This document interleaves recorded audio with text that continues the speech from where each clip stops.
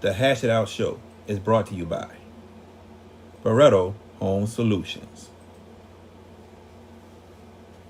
Bayou Audio and Video, Hot Works on the North Shore, JFK Martial Arts in Mandeville and Covington, Lil Dizzy's Cafe, The Green Law Firm, personal injury attorney, Kaylin Parker of Magnolia Wealth Strategies, Moe's Pizza, Lance's AC and Heating, CC's Children Blocks, The Pierre Family in Lafayette, Louisiana, Drums,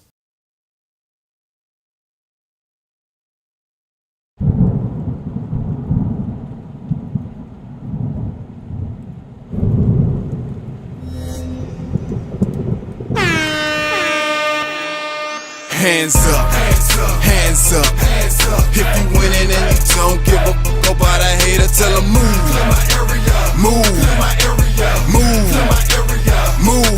Cause I'm winning, I'm winning, I'm winning. I'm winning, I'm winning, I'm winning. I'm winning, I'm winning, I'm winning. I'm winning, I'm winning, I'm winning.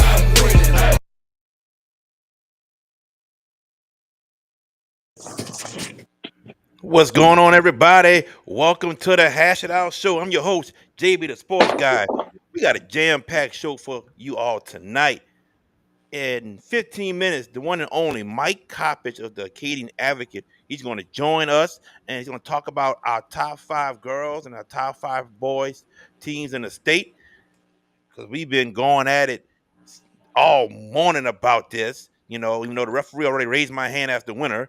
So we got Mike Coppage coming on. He's gonna go come on and talk with us about that. And then at 7:45, we have the one and only Coach Kerwin Forges, the head coach of the Frederick Douglass Bobcats basketball team, who are 22-6.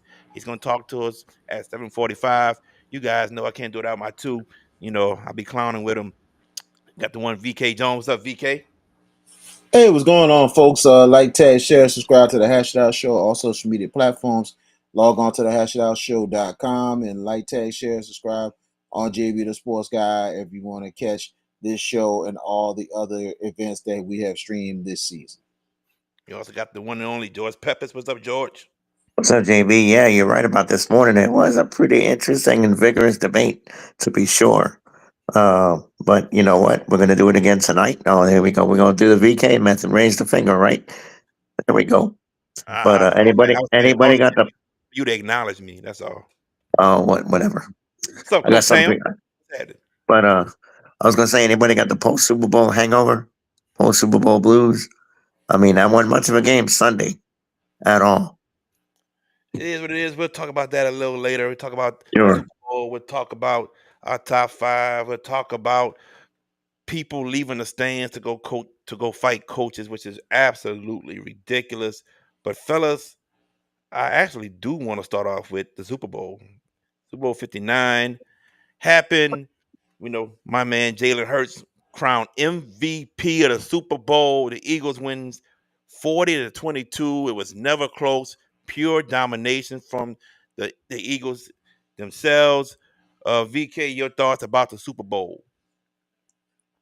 Well, all around this, well, you had a lot of things go on. You know what I'm saying? You had the pregame festivities, and then you had the halftime show.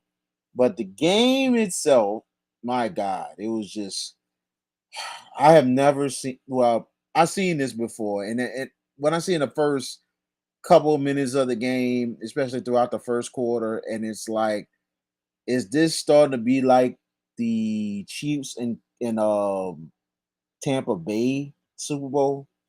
Pretty much. Because the way it was looking, the offensive line wasn't hardly putting a paw on none of these boys, and the fact that they just rushed 4, hardly blitzed at all, and just dominate. It was just unbelievable to see. The Eagles just took charge and everything. Jalen Hurts was just a one man freaking wrecking crew. You know what I'm saying? Like, Saquon had a One nice man, ball man. game. He had the wide receivers and the tight end. He wasn't one man. He ain't I, doing by I, himself. He was well, the well, best player that day, but he do it by himself now. Come on now. I'm saying he was a one man wrecking crew because he got the ball to them. Then on top of that, those runs he made throughout the game, especially the second half, Kansas City could not stop him for nothing in the You're world. right. He got the ball to him, but they got open too. They had to create that Oh, space. not saying they did not get open, Jared. It's almost like to me, Jalen Hurts beat Kansas City almost by himself. Just to be honest, the only time I seen something like this, I've seen very few times where I see a quarterback beat a team by himself. We've seen it before. One time with Lamar Jackson. Shoot, I can go all the way back. Shoot, I can go back to the college days to one Michael Bishop, the shellacking he put on freaking Nebraska. Now, there's a few games I can say that one man just basically like he has his teammates and all, but the man got to make the throw. The man got to make the plays. And when you are not in the air, you make plays, but when you're on the ground and they still can't get you down, and you just getting first downs all over the place, I'm like this. Jalen Hurts, we all know he has worked hard, but he was really, really the man on the Super Bowl. But at the same time, the defense of the Eagles was freaking sensational. I just knew the game was over, and I think it was in the fourth quarter where they had the pass. And, You knew the game was over in the fourth quarter. In the fourth no, no, quarter, no, no, not in the fourth quarter. I don't know if it was the beginning of the fourth or the late in the third. We talking about the one play when Mahomes went back to pass and he had some time for a second, but then all of a sudden Jalen Carter came to him, and it ain't the fact that Mahomes got hit. Mahomes got hit in the ball, but not just that. Mahomes couldn't even put the ball his own forward at all. Like when I seen that, I said, "Oh my God, it's done. It's really, really done." Like we already knew the score right there, but when I seen that, I'm like Jim Ross, ring the bell, ring the bell. That's it. I'm like, bro, when I seen that, how you can't really, you try to throw, but you can't even put your arm forward, bro. It was unbelievable to see the Philadelphia Eagles earned everything. Everything, they earned it. There's a reason why they're the world champs. Philadelphia Eagles, man. They really did it all. That George Sunday, Peppers. I Let come me to put you some clarity. since Let me put some clarity. since one man did it. One man did it all. George Peppers. Since we're raising one, I'm gonna raise one right here, right now. I was the only one of us three to wisely select the Philadelphia Eagles, while my two esteemed co-hosts picked the Kansas City Chiefs last week. So acknowledge me, right? At least for this. We can acknowledge each other in other facets. But what did I point out last week on the show? And we mentioned it. I mentioned it to you guys Monday night before our game with Bonneville and Hahnville, which was very well played. That the pass rush of the Eagles was going to be a very big key. They didn't call a blitz all day. But yet they got to Patrick Mahomes 6 times, 26 pressures. 26. Vic Fangio, well respected. I predicted the score to be a 10-point game. I had a feeling that this game could get away from KC if Philadelphia's D line could beat the KC patchwork offensive line. Remember, they weren't 100% coming in. That offensive line, they were putting band aids on this line all year long. Guys were suffering injuries and whatnot, but they still managed to get here. And Jalen Hurts, one man wrecking crew. I don't know about that. He was the best player. But to all the draft nicks, to all the quote experts that said he'll never start a game in Philadelphia, that Nick Foles would be a Get him. lifer. Yeah. What Get him. about y'all now?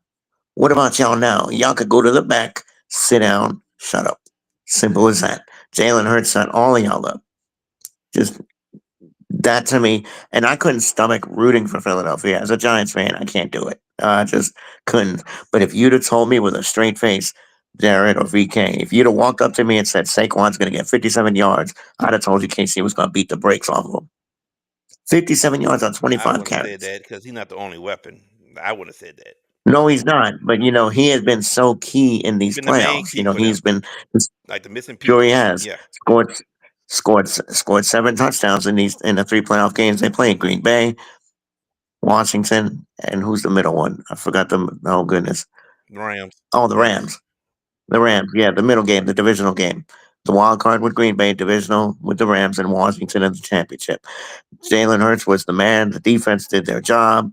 Cooper DeJean, what a birthday present, huh? 39-yard pick six. That's cool. And now Nick Sirianni is going to be minus the offensive coordinator, as we now know. Kellen Moore is the new head coach of the Saints. But we'll talk about that later. The game wasn't much. Southern University showed out at the pregame with their marching band, went out there, did their thing. Anybody want to talk about the halftime show? Not No, me. To me, it's not at all. But that game was over, EK, when DeJean took the pick six back. It was there goes that 2024 internet. simple as that. There you go. But that's when the game ended. To me, KC couldn't do Well, nothing. I feel like the balloon popped on that pick six. Also, I feel like the balloon did pop, George. I agree with you on that one. I just I did say though. I said if anybody can do it, maybe it's Mahomes, but it didn't happen. That D line was ferocious the whole night. That O line was suspect. It showed that game. That's where it was won at first. The D line won the trenches against Kansas City O line, and then Jalen Hurts making plays on his feet, and then Devontae Smith, AJ Brown, Dallas Goddard, even Dotson creating space, getting open for not just short pass plays. We're talking deep pass plays, deep, getting beating defenders deep down the field for touchdowns and long gains. It's my goodness. It was obvious that the Kansas City Chiefs game plan was to stop Saquon Barkley. It was obvious. I guess Hmm. they just thought that the other weapons and AJ Brown, Devontae Smith, Jalen Hurts being able to run, and Dallas Goddard was just wouldn't be enough, to get by them. Well, it certainly was because Saquon did get stopped, but Jalen Hurts and the rest of his crew, they did what they had to do, and man, that was a beat down, in both Super Bowls that Patrick Mahomes lost. He has caught a beat down, and mainly due to the O line not being able to block. Um, Patrick Mahomes, a stand-up guy, said that he didn't play well, and he didn't. Let's get it. Let's keep it real. He didn't. But was it all his fault? No. He had to run for his life sometimes. So moving forward, the Chiefs gotta fix the O line, and to me, they still need a big time deep threat at wide receiver. They don't have the deep threat that they used to have. Xavier Worthy? Xavier Worthy's not a deep threat. Well, he is. I will give you that. He is their deep threat. Hmm. But I but think you need a possession receiver but more they than they anything else. they I think they have that. But we Who? talking about the explosiveness of the Chiefs that we used to see years Right? ago with Tyreek Hill and all that, and we don't see that right now with the Chiefs. Yes, You they do might enough to get the Super Bowls, He- but you that's what I might need mean. The explosive deep threat. I get it. You might need a tight end. he- Well, If look, I think Kelsey Kelsey days. retires, I think Kelsey days are done. I think we saw it this whole season. So agree. I'm not saying retire, but as far as that number one option from Oh Pat no, Mahomes, I think that's that's gone. You done. think so, PK? I, I think, to be honest, looking at it, looking at the whole picture, it's gonna have to start off with the offensive line. To be honest with you, if I'm Kansas City, the way they've been patching stuff up, three of them linemen got to go. You need to draft two and find maybe a free agent, because plain and simple, that line is just. I understand some of them been hurt, but at the same time, everybody else highly poorly performed under pressure and everything else. So three of them got to go. It's just like when Joe Burrow was in the Super Bowl and that offensive line was just, even though Cincinnati was in the game, That offensive line was still terrible. They could not block for nothing in the world. And I said it then back then when they played. You need to go get linemen because Burrow's gonna get killed. The same thing now with Mahomes. You better go get linemen. But then on top of that, if I'm Kansas City, I think you need to do what you can to try to bring Tyreek back. I think you need to do what you can to bring him back, to be honest, and to get that explosiveness back to Kansas City. Because you already got some young receivers, and then you got some couple of veteran receivers on the team. You bring Tyreek back, man. I think the explosiveness will come back more than anything else for the Chiefs. So I think that's what they need to do. But it was so funny how this thing was such a blowout. The fourth quarter, and I'm at a Super Bowl party, and it's amazing how the people was rooting on the money with the pools, with the parlays. It was hilarious. I even had a parlay on the line, and it just came just a little short. But at the same time, it was funny how the people was taking shots for pool numbers and like toasted it up. But then on top of that, everybody just rooting for the numbers, and all of a sudden, touchdown happened. I was like, oh, the numbers messed up, or the parlays. You know, you're looking for that because I think it was one time Kansas City have the ball, and there's one other guy. I'm looking for Kelsey to get a touchdown. He needed I believe it was I forgot one of the receivers. One of them he needed, and he got it, and he won some money. So I'm like, I'm not hating, bro. You won, dude. So it's all to the good. A whole parlay that he lost. I couldn't hate on him, man. He cool people, bro. Man. I wasn't happy, but at the same time, I couldn't hate on the dude. I'm like, congratulations, man. It's all to the good, you know. But it's funny how people was just rooting on the money because I heard other people, even at the Bonnable game, was talking about. It's like I had some money on the line and such didn't get it for me. Or When you bet, you're gonna lose more than what you yeah. than winning. It is. What I when I'm waiting to get Mike Coppage in here. What I'm shocked at is that how Philly is not one of the top two favorites to win it again next year, George. With everybody coming back. Yeah, the Ravens are actually one of the betting favorites, as are the runner-ups, the Chiefs. I don't know. Uh, Philadelphia, if they bring everybody back, I know they may lose Zach Bond, who was a fine for them. Just goes to show you the difference in front offices. Zach Bond was a bit player here with the Saints. Look what happened when he went to Philly. All pro, dominant, really strong. And you could say he was mixed amongst a bunch of great players on that defense, but he really showed out. Now, who are they going to lose offensively? Nobody. And you got Howie Roseman, who's a great evaluator of talent. They're going to be fine. How are they not one of the top two teams in the betting pools to win Super Bowl 60 in California? I don't know. I'm scratching my head trying to think. And your wise guys are talking up Washington. I kind of get it. Adam Peters and Dan Quinn, what a marriage and the culture change and everything. The Commanders have a shot. And I don't know if y'all saw what Dak Prescott said today. Oh man, you want to bring up what Dak Prescott Yep, said? I do. Because Lord that have dude, mercy. that is the most insignificant verbiage I've heard in a minute. And that dude, I don't know if he's insane, crazy, but the Cowboys are not close to Philly. Slow down, Dak. Yeah, and you What also have the worst of the 7 hires. Cut it and out. what he said? Said that they're close to the Eagles. Where? In the cheerleaders? Maybe they're ahead in the cheerleader game.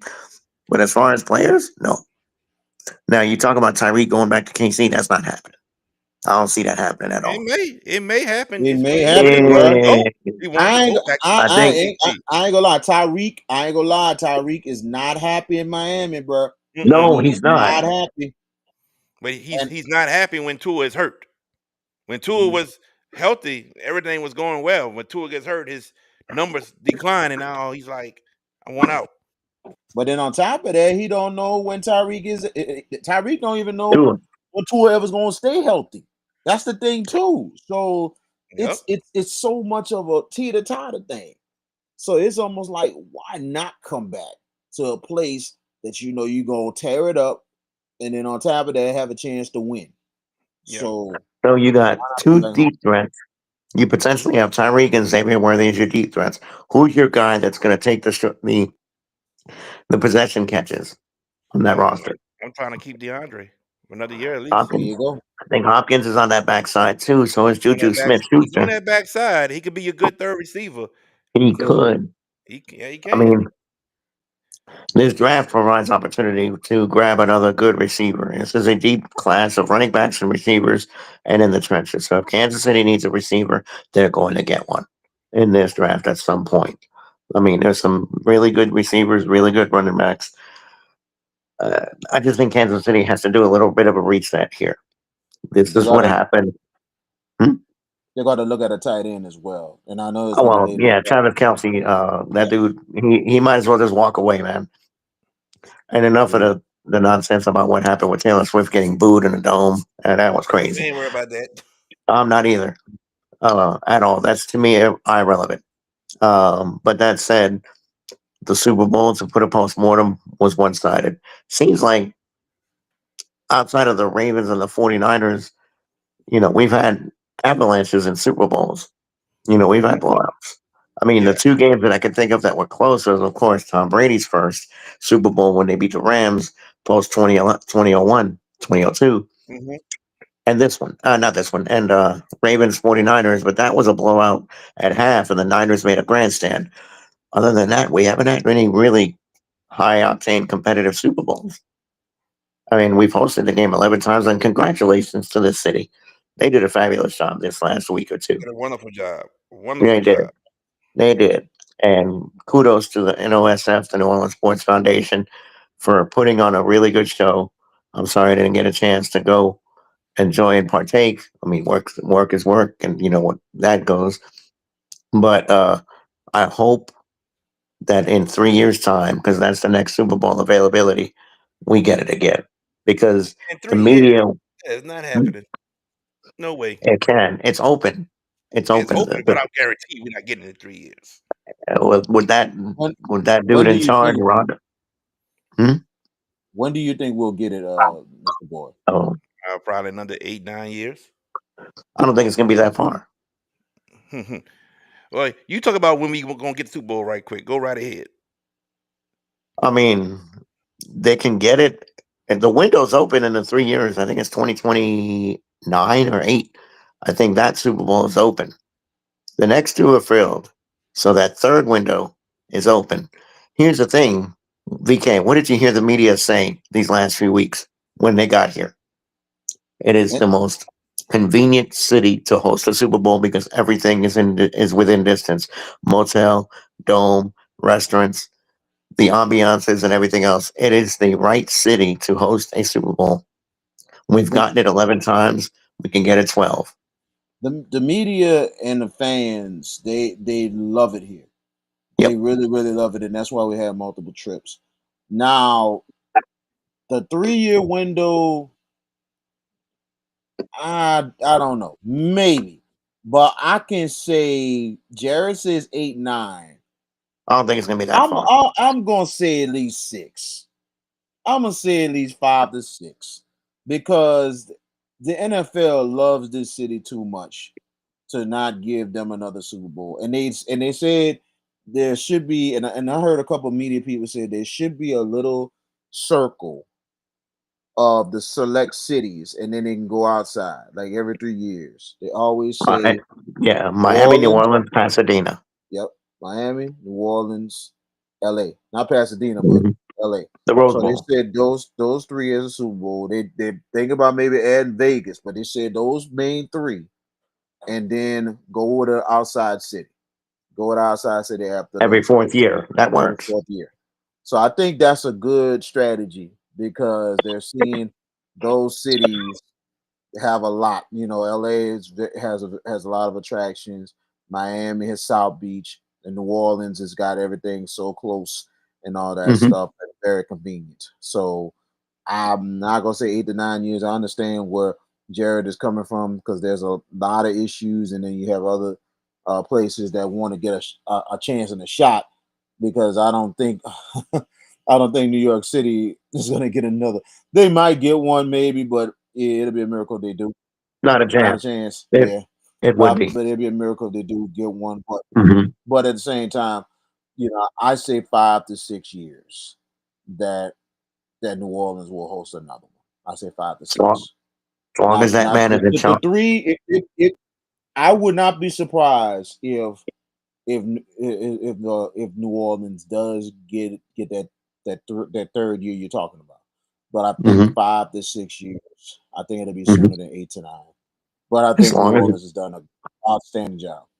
Roger Goodell's in charge, maybe Terrence's right. Uh, Hmm. there's the conspiracists that are going to tell you Goodell hates New Orleans and this and this and this.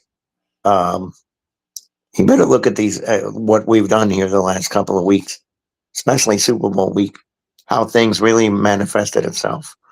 You better take a long look at this city. I think it's high time we do what you're suggesting. Go with the 3 city rotation, and every 4th year you open it up. I think it makes perfect sense. What is the common thread with those 3 cities? Miami, LA, New Orleans. Climate. You're not It's going to gonna get be it's gonna agreement. be warm cities, but we can't be greedy. Of course, we would love to have it here every year. We would love to have WrestleMania here every year. Everything is Well, right there, but it's not going to happen. oh But no, I but understand that. But here's the thing: the NFL don't want what happened in New York.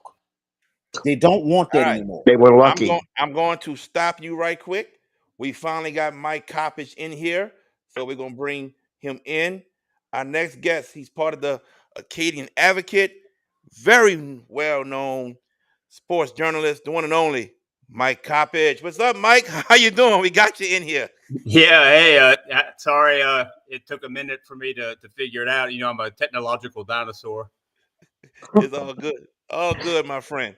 So we bring in Mike here tonight because, as I said when we started the show, we have our girls' top five and our boys' top five, and me, VK, and George have had some spirited, good debates this morning about the top five. Well, Mike Coppage does his own rankings, his top 25 that you can find on his Facebook page or on his Twitter page. And you can look at that. So I wanted to bring him in and for him to give us his thoughts about our top five. And we're going to start with the girls. I'm going to put it on the screen.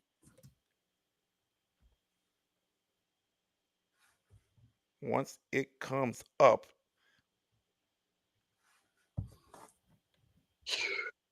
and it won't let me be great today. Look at this. I'm hitting it. It's not even coming up.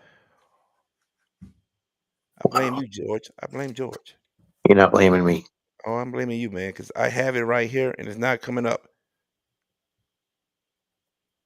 I blame you. All right, but I'm gonna go ahead and read it because it won't let me be great today. We had trouble getting Mike in here, and now we have trouble with the slide coming up. We just having troubles all along. But Mike, I'm gonna start with George's first, and George's are as I get to it. Bear with me. Here we go. All right. So in the girls, George, he has Parkway number one, Edna Carr number two, Zachary three, Walker four, and Warsman five. What are your thoughts about George's top five girls? Well, I read all you guys' top fives earlier when you posted the link about the show, and I think I think you guys have been doing a great job. Yeah, I reference Thank some of your stuff in my stories. Right? Uh, I think Parkway is the undisputed number one at the moment. Uh, I have LCA number two because they've won so many games in a row, and I have seen them live this year as well, and that they beat Waspin, Yeah. and I have Zachary three, I have Zachary four, and I have Barb, the surprise team five. I want to ask you, what is it about Barb that has you in that top five? I've seen the schedule from Barb. Very good. Only 3 losses, over 20 wins. What is it about Barb? Well, their district is not the strongest. You've got Barb, you have Sulphur and Lafayette, and then there's kind of a drop off after that. You got New Iberia, and then kind of a significant drop off after that. But by the same token, they've been winning all their games, and they're a very senior laden team. The one game that they did lose to Sulphur, they turned around and they avenged that loss. And what one thing that really impressed me is, their overtime win over Anacoco, which is a team that's surging right now and has a 10-point win over Fairview, but also the way that they blew out North Vermilion. Now, North Vermilion, they're not as good as their 24-2 record, but they are good. And Barr beat them by 31 points. So that's what I like about them. Mia Colston, she can shoot a three at any time, and she got in early foul trouble in their loss at Lafayette Christian, and that hurt them. But they've been winning, so that I have them at 5. I have Southern Lab 6, Carr 7, and Walker 8. Let's talk about Edna Carr right quick, because that was mainly our biggest debate. Because last week, no one had Edna Carr ranked, and as you see, I got the wrong thing up. Let me get the girls up. Yeah, that's the boys you got I'm up there. getting it. I'm getting it, brother. I'm getting it. So none of us had Edna Carr ranked as of last week, but Edna Carr goes to Walker, who we all had ranked, gets the win. And as you see, I don't have them ranked still in my top 5. You have them ranked in your top 10, but not your top 5, Mike. George moved them way up to number 2, and VK put them at number 4. Your thoughts about Edna Carr? Your thoughts about Edna Carr not being in your top 5, but also your thoughts about Edna Carr as a team overall. Well, I don't think anyone has seen every team that I have in my top 25. I haven't seen every team in my top 25, boys or girls. And Edna Carr is a team that I have not seen live. So I will defer to you guys' expert opinions, and I have followed you guys' game coverage. I believe I quoted JB's interview with Bean in one of my pieces. But the win over Walker at Walker speaks volumes. You guys got a question for Mike, VK, George? I do. VK, go ahead. Go ahead, George. Get it, George. Go ahead. You're good. Mike, what of Walker? They're 29-2. I mean, myself and Jared have them in our top 5. But the last 2 years they were unblemished going into the playoffs. They've now had 2 losses incurred on the season. What do you think of this Walker team as we head down the stretch into the playoffs? Well, I think it shows the parity that exists around the state when you look at the fact that White Castle, which is a very good Division IV team, but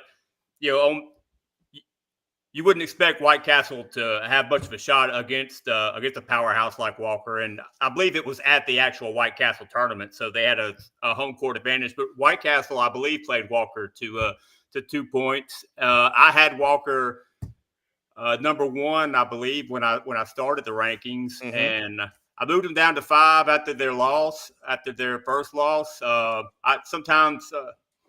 don't know. I just kind of play it by ear when I put the list together each week. But I certainly think that there's a great chance of Walker and Parkway meeting up for a rematch. Yeah. VK? Yeah, Mike. I looked at, I got 2 different questions. Like, for one, looking, at LCA, and I had to put them in the top 5 because they're one of the hottest teams, probably the hottest girls teams in the state, because they're on like a big time winning streak, and they are beating some really, really good teams on the schedule. And you've seen them live and everything. It seemed like they might be a huge favorite in their division to win state. And if they're a huge favorite, like, who is the team you think that might give them a challenge down the line, especially if they make it to Hammond? That's a great question, because when I was reviewing the GoPress power ratings, cramming for the show a few minutes ago, I was kind of blown away by the fact that Division III Select it's basically empty outside of LCA and number 3 Rose Pine. number 5 Dunham has won some good games here and there, but the division it's really weak, and LCA shouldn't be. No one should come within 10 or 15 points within them in the playoffs. The Kalia Samuels has been scoring 30 points. She's 6'1", and they have a lot of other good players. A player that hasn't made headlines, but they got it. They have, I believe she's a foreign exchange student who's a stocky guard who has a nice all around game. She has a foreign name. I don't recall it off the top of my head, but they have good depth. And Aaron Rodgers is such a great X and O coach and motivator that I like the team a lot. It's going to be pure domination in the playoffs, in my opinion.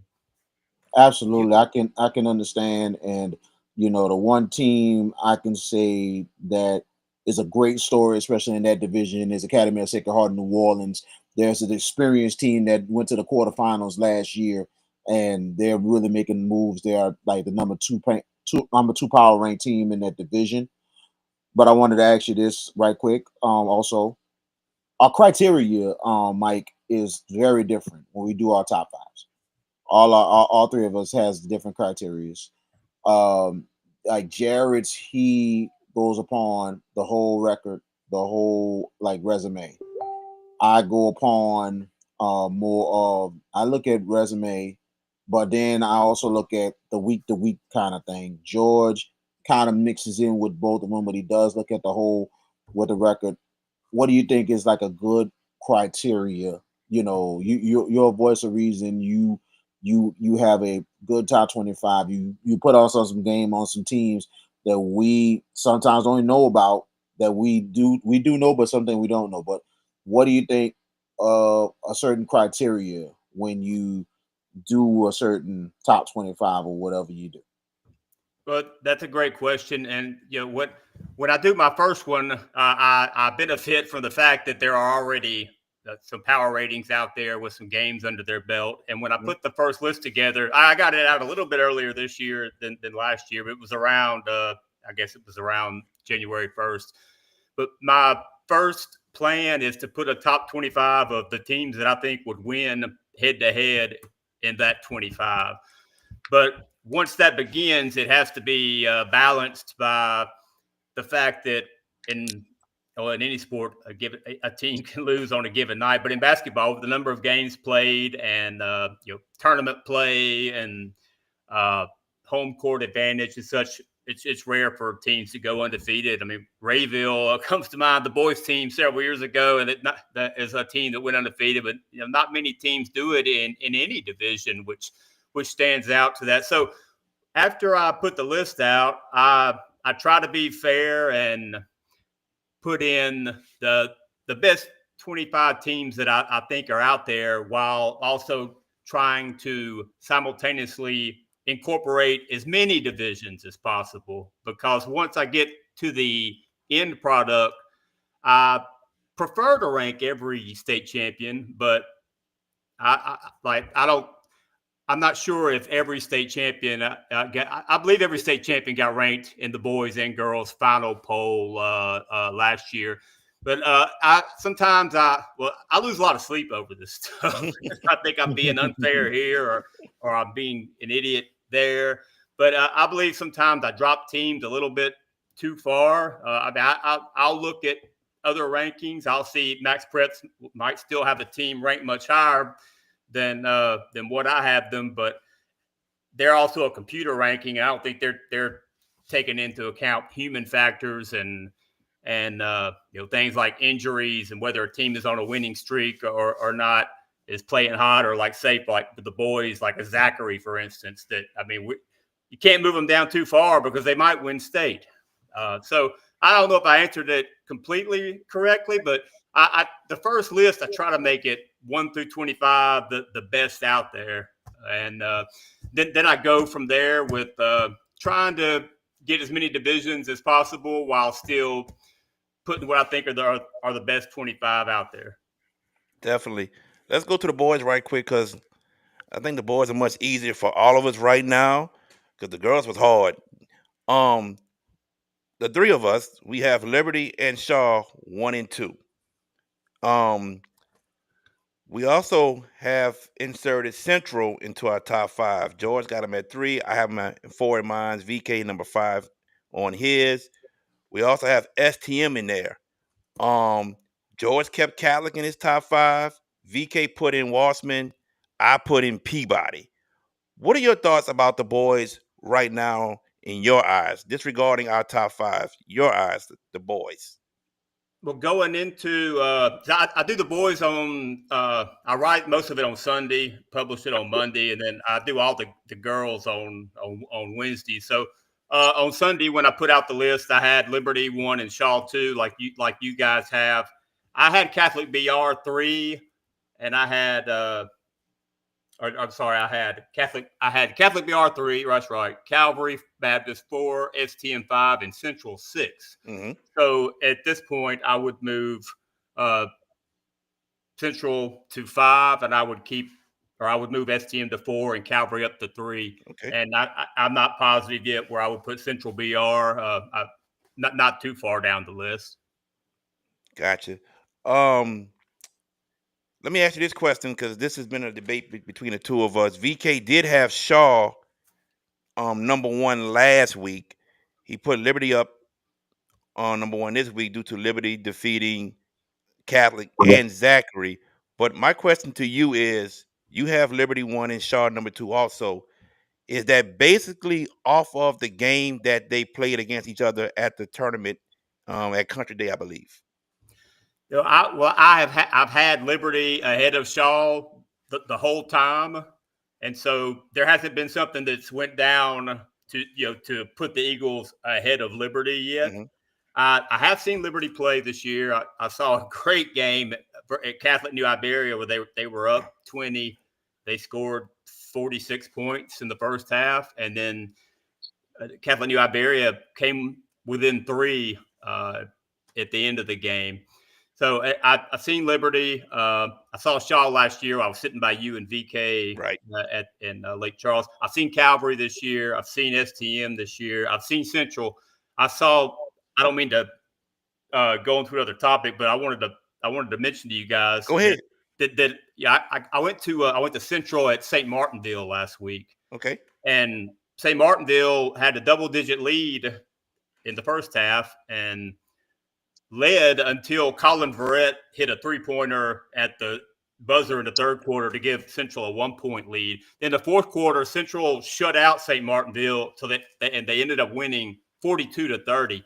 But the scary thing for Central's opponents is that the 6'7" Markel Sampson, who really is a good-looking physical specimen. You know, he was still injured with a wrist. He still had a hurt wrist and wasn't playing against St. Martinville. So I'm not sure when he's coming back. Maybe he has come back, but the fact that they're doing this without him speaks a lot of volumes about their team. And I was just really, really impressed. I believe the coach's name is Scott Osborne, mm-hmm. and I was sitting at the scorekeepers table on the Central side, and so I was kind of eavesdropping and really impressed with the guy. He coaches them hard. He loves them hard. You can tell that he's a guy who pays attention to detail, and the fact that St. Martinville played them that close for most of the game, that speaks to the parity. There in the state. St. Martinville had Peabody down 17 at the half at St. Martinville and ended up losing. And St. Martinville is barely hanging on by a thread in this division, to make the playoffs. I think they're a 27 seed right now out of 28. Wow. George, you got a question for Mike in regard to the boys' top 5? I do. Mike, how good is Peabody? Charles Smith looks like he has another dangerous outfit.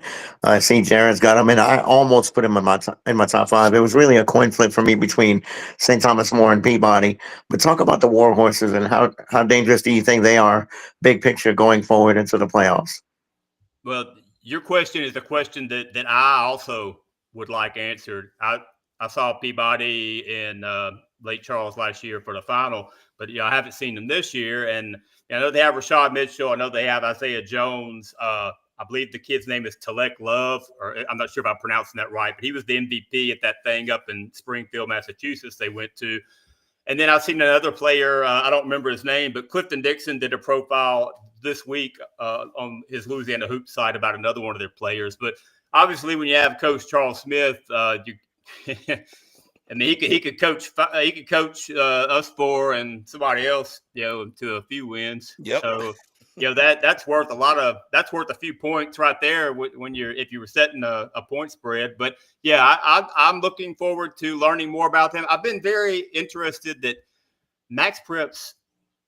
What I do is when I'm doing my rankings, I look at Max Preps after I'm done and see what I think about what they have and what I have, and it may influence my bubble or watch list. But I've been intrigued that Max Preps has had Peabody so low. They've been around 18 and stuff, and even before they lost that 1 point game to Wasserman, they've been very low.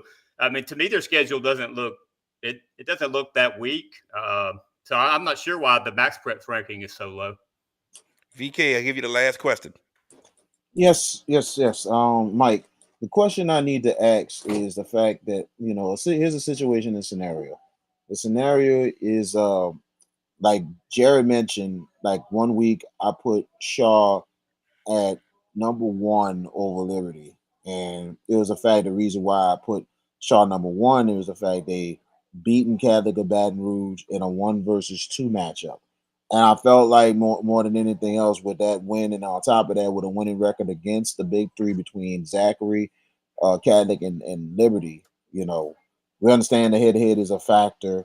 But at the same time, my question to you is, do sometimes each week, is it important to look at the matchup as well? Because sometimes certain teams might have games against a team and they do what they're supposed to do. But then the other team that might be a little bit ahead or a little bit behind has a top 5 opponent. Do you think that is a factor when you do a top 5 or a top 25? Yeah, like I said, these kind of things. I have ulcers, and this isn't. And ranking the teams isn't making it any better. And I do lose sleep over trying to figure it out. And I think what you are harping on is something that I really stress about in terms of worrying about whether I'm penalizing a team too much for one loss. So when I drop a team significantly, a lot of times it's because of a blowout loss or a cluster of losses, say like 3 losses in 5 games or something like that. I dropped U High out of my girls' top 25. I didn't like to because I think they might win Division II Select. I mean, they're probably the favorite, even though they lost to Parkview, and Parkview won last year because U High's a lot better. But they lost 3 out of 5, and some of the losses were disappointing. So, yeah, I dropped them out of my top 25. I know Max Preps has them very high. But, yeah, it's hard to figure out any rankings, whether it's teams or players, because someone's always going to get left off that's deserving, and yes, and then things change the next day. So somebody could improve or decline the next day. But a couple of things I want to mention to you guys before we leave. Go ahead, Chief. I'm not going to drop Zachary that far, even if they lose again, because I believe they can win that division. Right. But so a couple of teams I think to watch out that could be upset once we start Division I. Number 10 Covington and number 11 South Lafourche. I could see those 2 teams getting ousted.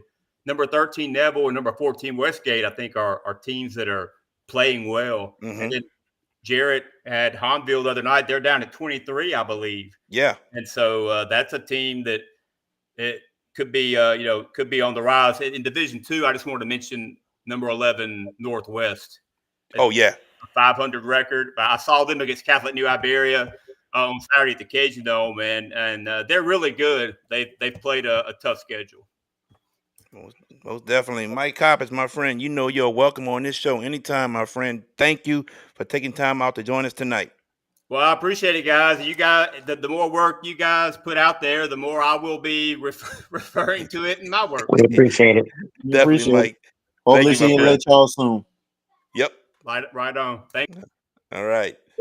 That's our good friend, Mike Coppage. And guys, we're going to go right into the next one. This guy, he was a standout player at John Everett High School and at Northwestern State University. He's been an assistant coach at many places, but since 2019, he's been the head coach of Frederick Douglass High School. We have the one, the only Coach Kerwin Forges. Coach Forges, what's going on, my man? How you doing? I'm doing good. How y'all doing today? Oh, we're doing great, Coach. Yeah, We're we're doing good, great. Coach. We are happy to have you with us on the show today. Coach, I want to start off with your coaching career at UNO. Talk about the time you spent being an assistant at UNO. It was a good time at UNO. I had just moved back down, uh, just moved back home from Natchitoches. And Coach Schlesinger got the job there. I played for Coach Schlesinger. He was an assistant coach at Northwestern. Um, when he got the job, he came down. He asked me to come along with him. So I spent 4 years there with him at UNO, but learned a lot from him. Learned a lot from the other assistant coaches as well, Kenyon Spears, Chris Arkenberg. Learned a lot from those guys, and I just took it with me to the high school level. You speak of Coach Schlesinger. You coach with Todd Matney at Mhm. St. Mary's and also Mitchell Johnson at St. Augustine. How big Mhm. of an influence were these guys and even other coaches that you worked with? How big of an influence were they to you? Oh man, those guys huge influence on the things that I do now, and even relating with the players. Todd Matney was a great guy. Had a great feel for our team, and he was just an all around great guy. Mitchell Johnson, X and O's guru, very very good. Learned a lot from him. As far as watching film, breaking out teams and different things like that, I learned a tremendous amount from him. What was the feeling like when Coach McLeod said that he was naming you the new head coach at Frederick Douglass? It was a dream come true, man. It was just really surreal. Like all the work that I put in just to get the opportunity to be in that first chair. It's tough, it's hard, but I appreciate Coach McLeod and our principal Tawana Pierre Floyd from giving me the opportunity and helping me build this program as well. So right now your team is 22-6. Talk about the growth of getting this basketball program to where it is now. Man, the first thing the assistant coaches, man, those guys are awesome, man. Jamark Wise, Devin White, Kevin Hill. Um, those guys are awesome, man. Those guys work their butt off day in and day out. The players believe in us. We coach them hard every single day, and it's just the work that they put in the weight room and conditioning. This is just the work showing. VK Jones. Coach, Kerwin Forges, man. We go way back, my friend, man. It's good to Way, have you way on the back. show. Way back. Well, to everybody that doesn't know, you know what I'm saying. Myself and my brother-in-law coached this man right here when he was a young kid, and we coached a whole bunch of talented players that came from the West Bank on those particular teams, and the majority of them wound up playing college basketball, and the majority of them being great citizens and everything else, man. And it was amazing to coach those kids, and knowing Kerwin and his family personally, because they used to stay around from me, and we all and you when I say it's a basketball family, that is a basketball family, because he has his brothers that played ball at John Eric, and then has a cousin that played there in the car. So so we go all the way back. We always used to go at it every day. I might not been the best, like I tell you, Jed, I might not been the best athlete in the world. A Kerwin Forge can tell you, I always had a lot of heart, gave it all I had. So that was just it for me. But I'm proud of what Kerwin has turned out to be, man. Because I'm telling you, the day when I seen him at Northwestern in the NCAA tournament, Mm-hmm. that was a proud moment for me, because I was like, my goodness, this is my people, man. They getting on this, they getting on this Mhm. TV and they shining. Morero on the map. Gotta love it, you know? Right, no doubt. No doubt. Yeah. And it's funny, all these years later, I'm at UNO doing some work. He sees me and calls me out quickly. And Yeah. it's like, and I've been, where you been at? I've been looking for you. I'm like, oh Lord. He's like I'm like I said, I'm like big brother, he's little brother. So, Mhm. you know, but we go way back. But I gotta ask you this, Carwin, the run that y'all having this year. It's a veteran team that you have and everything. What are your thoughts on how your veterans came together this season and have it on their mind that this year we need to break out and have a big year? I mean, I think it started with our seniors. First, Trey Hilliard. He came in with a mindset this summer. He played with Live On with us this summer, and he got, had his eyes open some. And he came in with the mindset like, I'm tired of being, tired of not being considered one of the best players. You know what I'm saying in the city. So he worked his butt off, man. That dude lift weights, shoot, every single day he wears me out, man. Always trying to get in the gym. And I live all the way in Wagman, so it's 40-minute ride for me to get to work. So but day in and day out, man, those guys want to get in the gym. Those guys, they push us just as well as we push them, man. And our seniors, they took the lead, man, every single day from running miles, finishing 1, 2, and 3, lifting weights, pushing each other, getting on to the younger guys. I mean, just definitely our seniors. I checked you out a little bit. It was during one of the tournaments, one of the early holiday tournaments, and it seemed like Mhm. the kids and the coach staff very, very laid back, and you let the kids be them. I know sometimes you coach them up and then you get on them sometimes, but at the same time, it seemed like the group was very, very laid back. Like like hey, when it's game time, y'all do what y'all got to do. Right. I mean, I'm gonna be honest with you. I had to grow into that. And it was really another one of the seniors, and he a goofball, Lance Knockham. Um, he just got me to relax a little bit because I be uptight some. I want to win every game and want to win every possession. Um, but just him and his personality um, kind of made me lighten up some. Let those guys be who they are. Let them have fun, do the things that they want to do. But they know when once we get in between those lines, it's wartime. Every single time it's wartime. So those guys play hard, man, and those guys compete at a high, high level.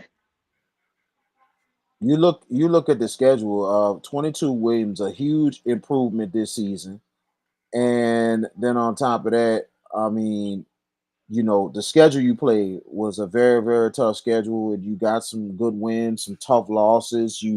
One of the games, you pushed St. Aug to the limit, and it just really shows how mature your team is and everything else. But y'all on a little bit of a winning streak right now, and y'all got a big win against McDonald 35, and I believe that clinched the district for you guys. Is that right?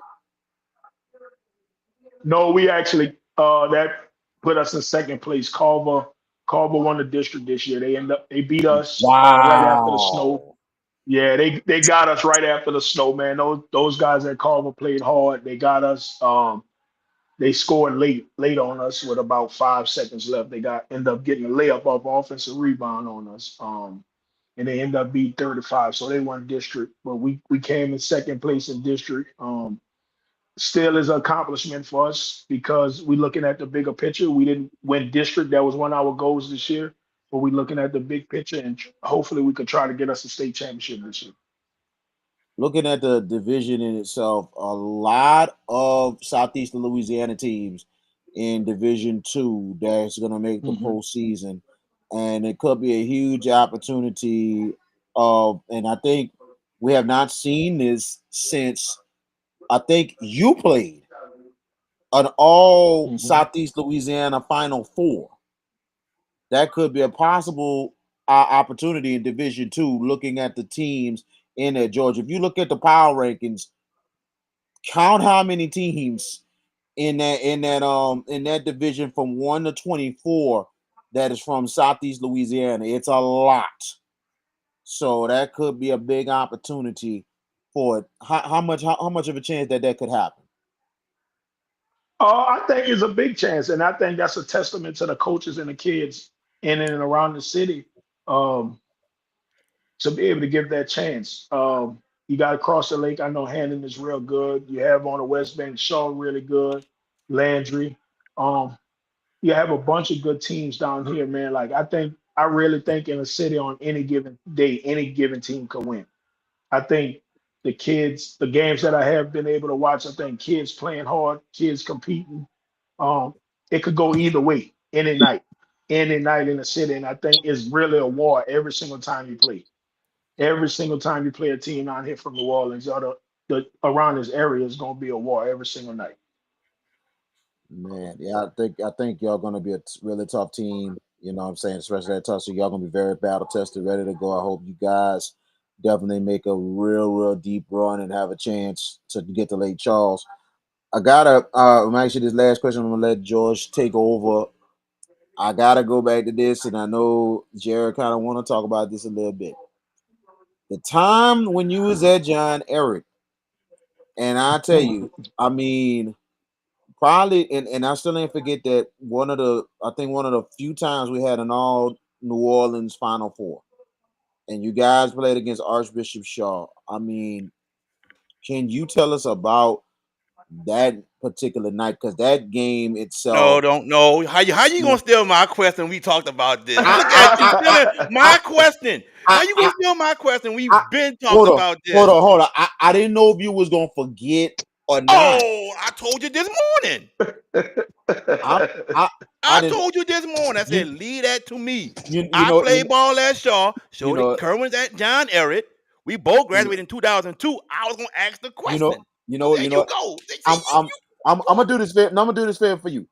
I'm gonna let Jared ask the question about John Arab. I'm gonna ask you this question. At the time when I coached you and the group that we had, tell the people about that group over at Johnny Jacobs, aka Mac Playground, that the people that you played ball with, it really made an impact all over the city. First to start off with our coaches. We had Coach Foster, we had Coach Willie. Those guys was great men, even before they was great coaches, man. And they kept us together year round from when we was 9 years old. Um, those guys just bringing us up, looking out for us. Just all the coaches. It was really a family atmosphere at the park. I know it's Johnny Jacobs now, but I still remember it as Mac Park. I mean, just a all around family atmosphere, man. Just all around. All right, I'm Yes, gonna go sir. ahead. I'm gonna go ahead Go and ask ahead. the question now, VK, because it's out there now. So I'm gonna ask the question. All right. So, like I said, I was at Shaw. I remember playing against Kerwin my freshman year at the John Everett tournament. We beat them. Sophomore year, I got hurt out the whole year. John Everett played Shaw at the Lario Center, beat them. But moving forward, junior year, I got hurt again, and Shaw and Everett played each other in the semifinals. First question, Kerwin, does that loss still haunt you till this day? Absolutely, absolutely, absolutely, man. And then it's crazy. I had to go in that game, and I started cramping and stuff up at the end of the game. So that one hurt. Hey, I tell people this, Kerwin, and I keep it real with people. I said that night, John Everett was definitely the better team. And when you as a coach, you say free throws are important, that game also showed why free throws are important. John Everett missed many free throws after being a big on Shaw. And Kerwin, I tell people also, I said, I don't even know how Byron LaSalle made that 3-point shot to this day. I don't know how, because there was hands in his face everywhere. But what I do tell people, Kerwin, that I think y'all were what I want to say, VK, cursed. I think y'all were cursed. Cause think about it, your sophomore year, y'all the number one team in the state, ranked number one. How in the hell All y'all year. play Hammond, the number two ranked team in the state, in the second round of the playoffs?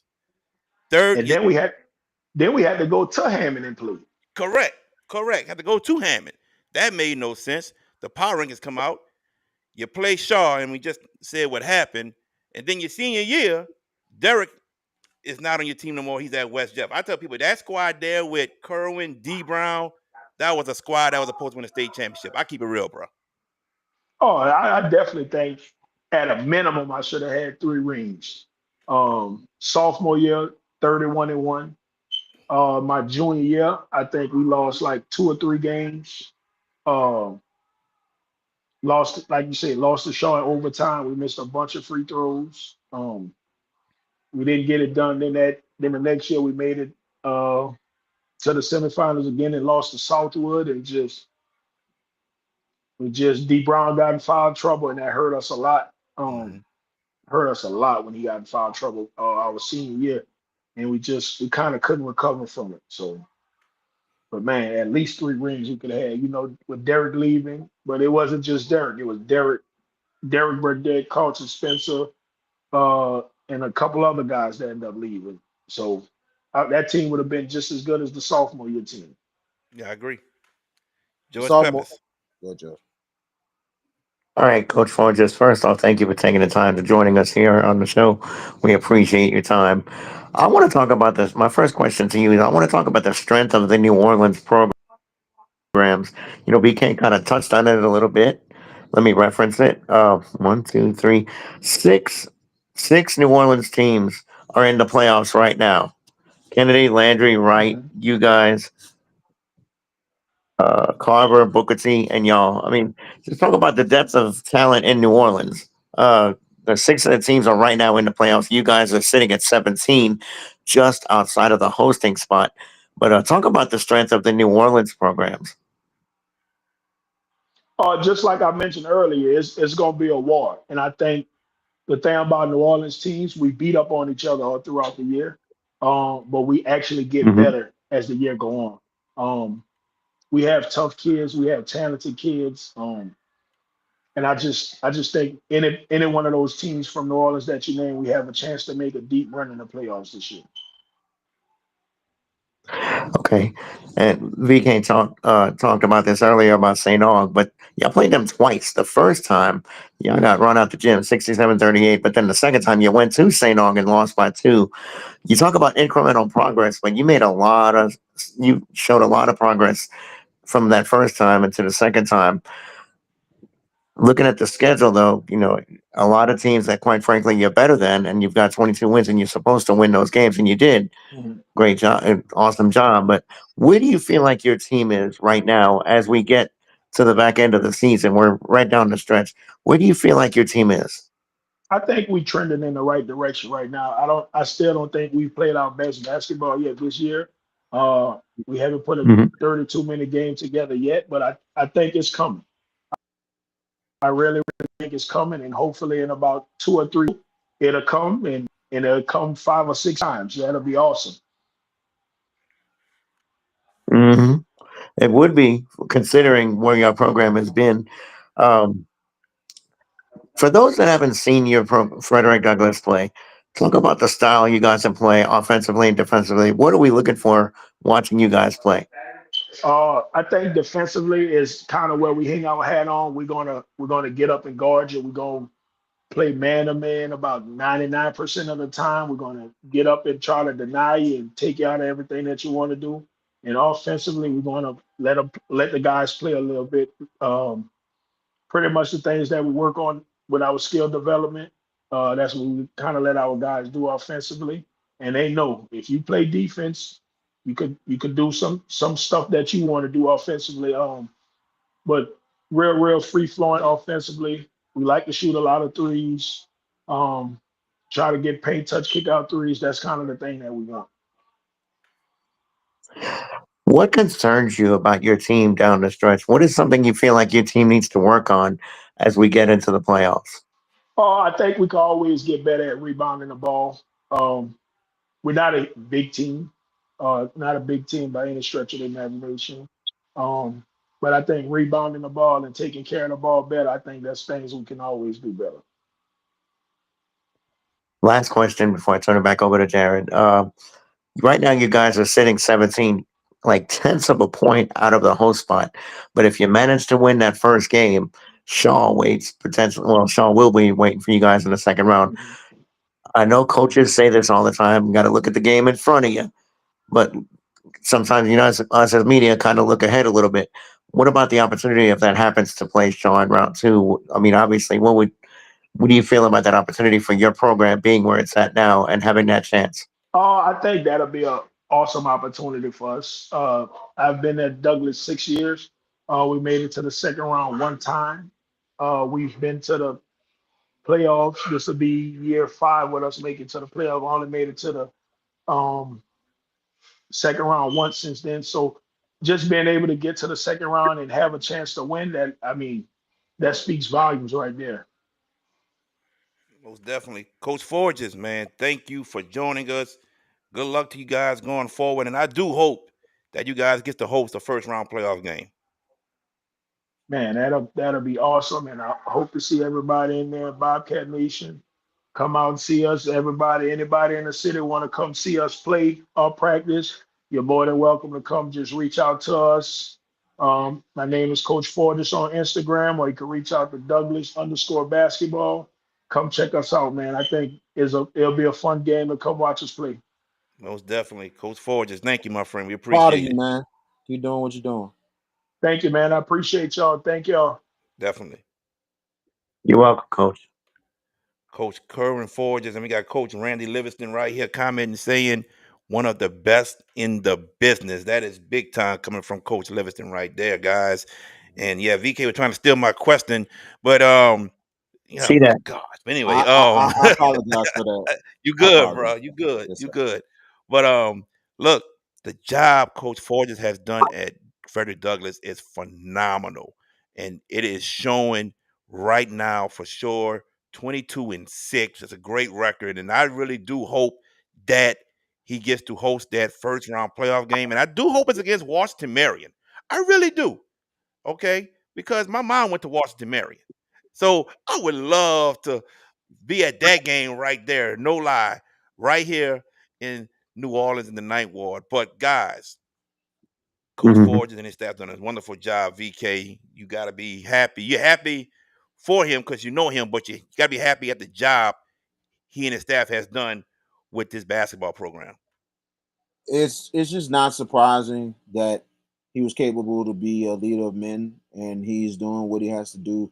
He's doing that was taught from the coaches, especially Coach Foster to Coach Freelo to all these coaches, Coach Schlesinger. I mean, the knowledge he has gained over the years from when he was a child to now has prepared him for this position. And for him to do what he's doing, I just had a feeling it wasn't going to take that long to get Douglas turned around, and he's got him turned around now. So I'm loving what I'm seeing, and I just hope that to be honest with you, I hope that Shaw is not on their side of the bracket. I hope they're on another side where Shaw's not there, that Douglas can do serious damage. So that's They'd have what to I'm get. hoping for. I'm hoping they Okay. don't be on the side where Shaw is, be on another side and have a chance to do some damage. My main man, Coach McLeod, They'd right have here. He to. said Coach Forges and Coach Nunnery is one of the best combinations in the state. And Coach Nunnery is doing a wonderful job. We had on about a month ago on this show with his girls. I think they ranked fifth or sixth in Division Two select also. So right now, good things are happening at Frederick Douglass, everybody. Good things are happening. Football, then basketball. So take a look at them. But go ahead, George Peppers. I was going to say for that scenario to play out, VK, they'd have to get to 15. Because Shaw looks like they've got one on lock. They're a pretty healthy lead from 1 to 2. So if Douglas, they're in range to jump up a few spots. They do have a couple of more games according to GoPreps. I see Phoenix, and I forget the last game after that. They're going to have to make hay and knock off both those teams and hope for some percentage points to fall their way to get out of 16, 17, get to 15, host the 18 in round one, and then not see Shaw. That's the way they would Well, I'm Yeah, miss gonna they say Shaw this though. I'm gonna if say that this. happened. I hear y'all. Hear what you're saying about not play Shaw in the in the first round. By But no means it's a criticism. Coach, no, I understand, but Coach Forges ain't gonna run for nobody, y'all. Not at all. Oh, But of that course he's not. But for but I me, see where VK is going, looking at and yeah, I see where VK is going though in reference to it. I get it. You know, I thought you were dropping a hint there, JB, talking about when Coach Forge was talking about inviting everybody out. Now, all I could think of was Monday night after the game, what VK said to the two of us. As far as potentially doing another game, that might be on that scope. That Oh might yeah, be on that scope if they are oh hosting. yeah, And might be on that radar. oh So yes. what you said to us the other night, VK, you might speak it into existence. yeah, eventually can I do mean, this. But say, see, bro, if they host a first round, that could be something possibility, right, with us. we But might you got we might be in the building. We what you might got be to in the see. building. My But biggest stay thing tuned. is me. Yeah, I got to talk with Jared off air about that. I just got to see how I need to push this schedule and whatever. You know what I'm saying? In between with baseball and stuff, so I need to see Yeah. how I can do this. So that's all I'm saying. But I'm looking at it as not just us broadcasting, but when I look at a bunch of good teams and stuff, and certain big teams in the way, it's like with St. Aug, it's like I don't want them in the same spot or the same exact place as Catholic. I want them opposite because I want them to get to where they need to be. Certain teams, they'd be like, hey, I'd rather have them because I'm like, you want a better scenario than a scenario against Shaw. Like, he's not gonna be scared to play Shaw. We know that. He can't play nobody. Exactly. Huh?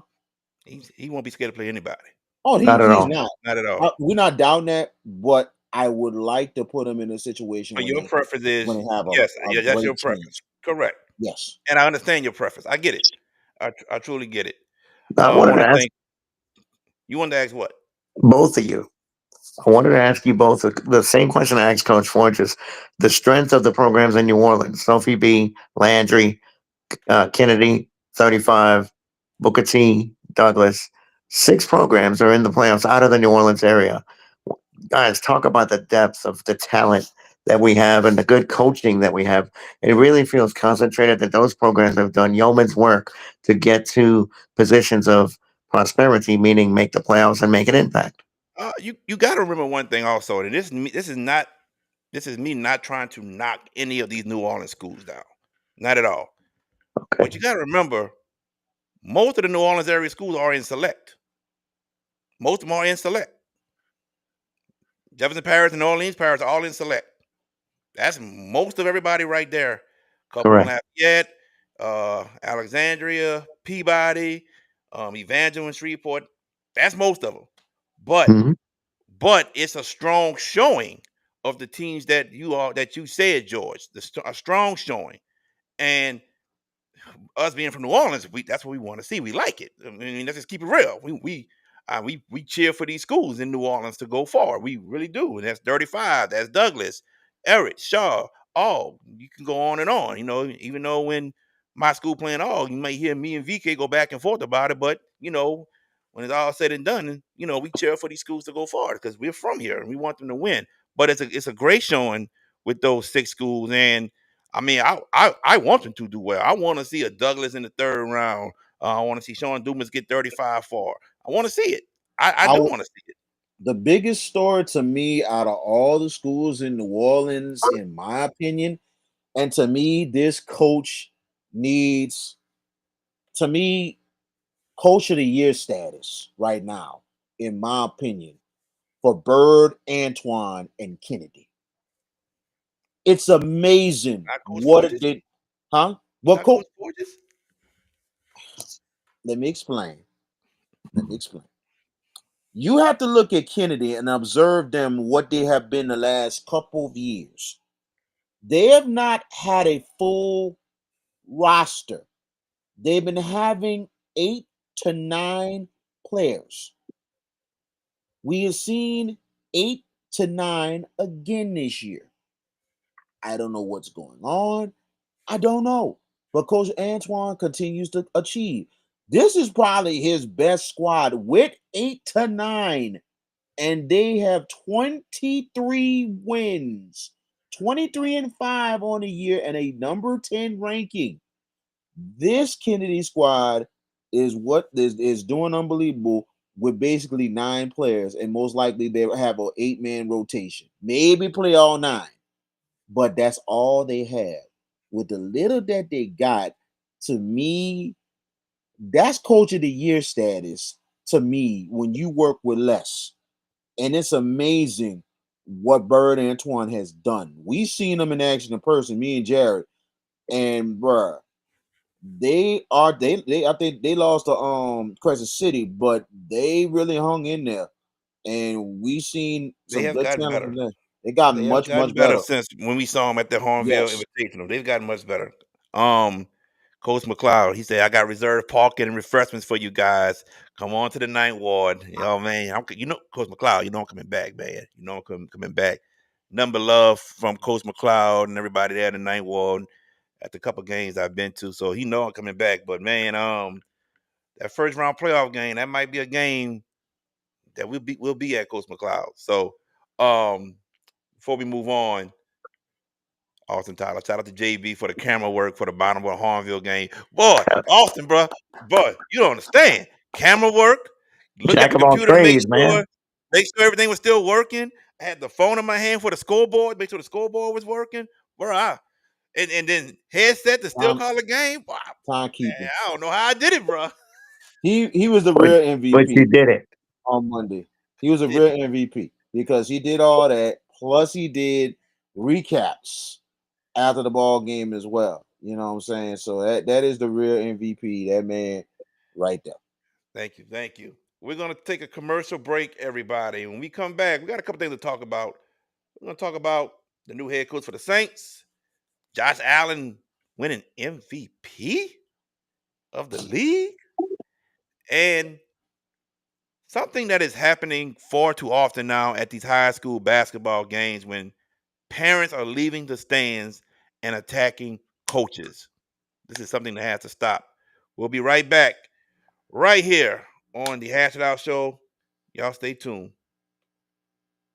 Hi, I'm Erica Randolph, head coach of the Hornville Tigers boys basketball team. Are you in need of a new windshield? Leo Autoglass can help. For 20 years, Leo Autoglass have been servicing the New Orleans area with windshield replacement and auto glass repair. Give them a call today, 504-301-8353. Did you experience storm damage from Hurricane Francine? Barretto Home Solutions can help. You can give them a call at 504-940-7552. Green Law Firm is a full-service law firm specializing in personal injury, criminal law, successions, and family law. With over 25 years of experience, the Green Law Firm continues to provide efficient, competitive, and effective representation to clients throughout the state of Louisiana and all across the nation. Consultations are free. If you're looking for results, call the Green Law Firm at 504-328-3990. That's 504-328-3990, located at 931 Westwood Drive, Suite B in Marrero, Louisiana. The Green Law Firm. At Bayou AV Security, we are your one-stop shop for all your needs, whether it's enhancing your home entertainment system, securing your property, ensuring a seamless internet connection, or illuminating your outdoor spaces. We've got you covered. Bayou AV Security, where technology meets reliability. Call us today to experience the Bayou difference.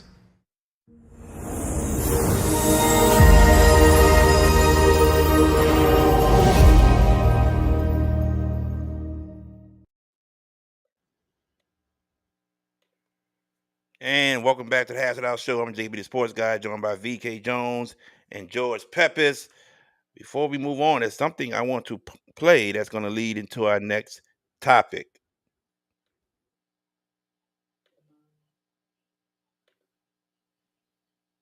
Oh yeah.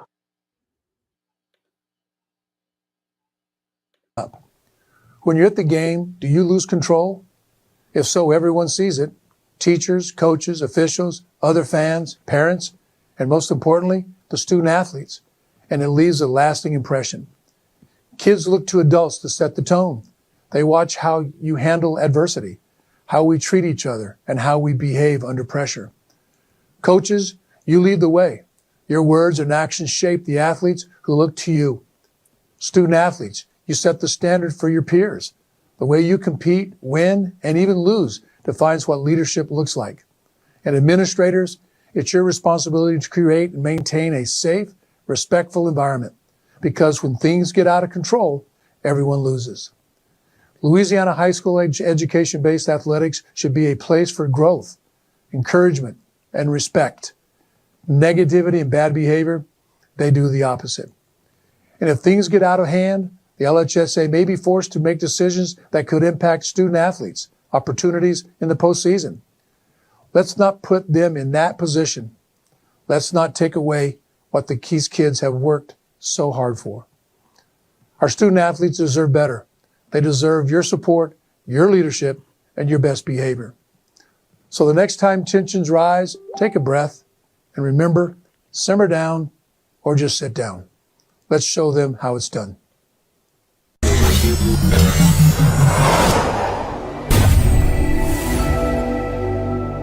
Now, fellas, I need y'all to stop going to Messenger and sending this stuff because it's showing up on the screen and it ain't nobody business. Y'all gotta stop that, man. Sorry about that. Yeah, y'all too. Y'all in timeout. All right. No, anyway. All right, guys. Look, I'm gonna go first, man. There's a lot going on, and I do not like it. There are parents coming out of the stands and attacking coaches, and it needs to stop. There's a video that I saw of one happening out here, and then there's one up north that happened, and then there's a middle school game that happened yesterday, and it happened again. It is ridiculous. It's ridiculous, man. How do you expect your children to learn when you are setting the wrong example, parents? You think it's okay to go fight a coach if you feel like your child should be playing, but they're not playing your child? Do you really feel like you're setting the correct example? Because you're not. And then you do something like that, go fight a coach. Now the child got to suffer even more. Because more than likely, that child may not be on that team anymore. We'll have to transfer somewhere. There's a lot of stuff happening. But as parents, you have to set the example. If you have an issue with anything, set up a meeting with the coach. Have a sit down. Talk with the coach. It does not have to lead to parents coming out the stands and putting their hands on coaches. That is despicable. It's very despicable, and it has to stop. I feel like this. If a parent come down and put their hands on a coach, they should be banned from any high school basketball arena, any high school football arena, anything that hosts high school sports. They need to be banned from it, period. They should not be allowed in. Ever. Plain and simple. I mean, it's ridiculous that this is happening. That's not enough. It's not enough? No. Oh, hold on now. Yes, charges should be pressed also. You need to go to Mhm. jail for assault. Yes. Put that silver bracelet on them. I agree, George. I agree. Mhm. I mean, but what are you teaching your kids? What Not are a you teaching your damn kids when thing. you go down there? Hold on, George. What are you teaching Mm. your kids when you go down there to fight a coach? Because you're mad about your kids not getting playing time or something. What are you teaching your kids? Not a damn thing. Nothing at all. No. Nothing at all. You know, there's life skills to be taught here. And while you're doing that, you're not teaching life skills at all. You're not setting a positive example for your kids moving on to the future when they become men and they have their own family. It is sad that I'm seeing more videos of this happening. Coaches getting attacked, a referee getting attacked. Yes, you could disagree with referees. It happens all the time.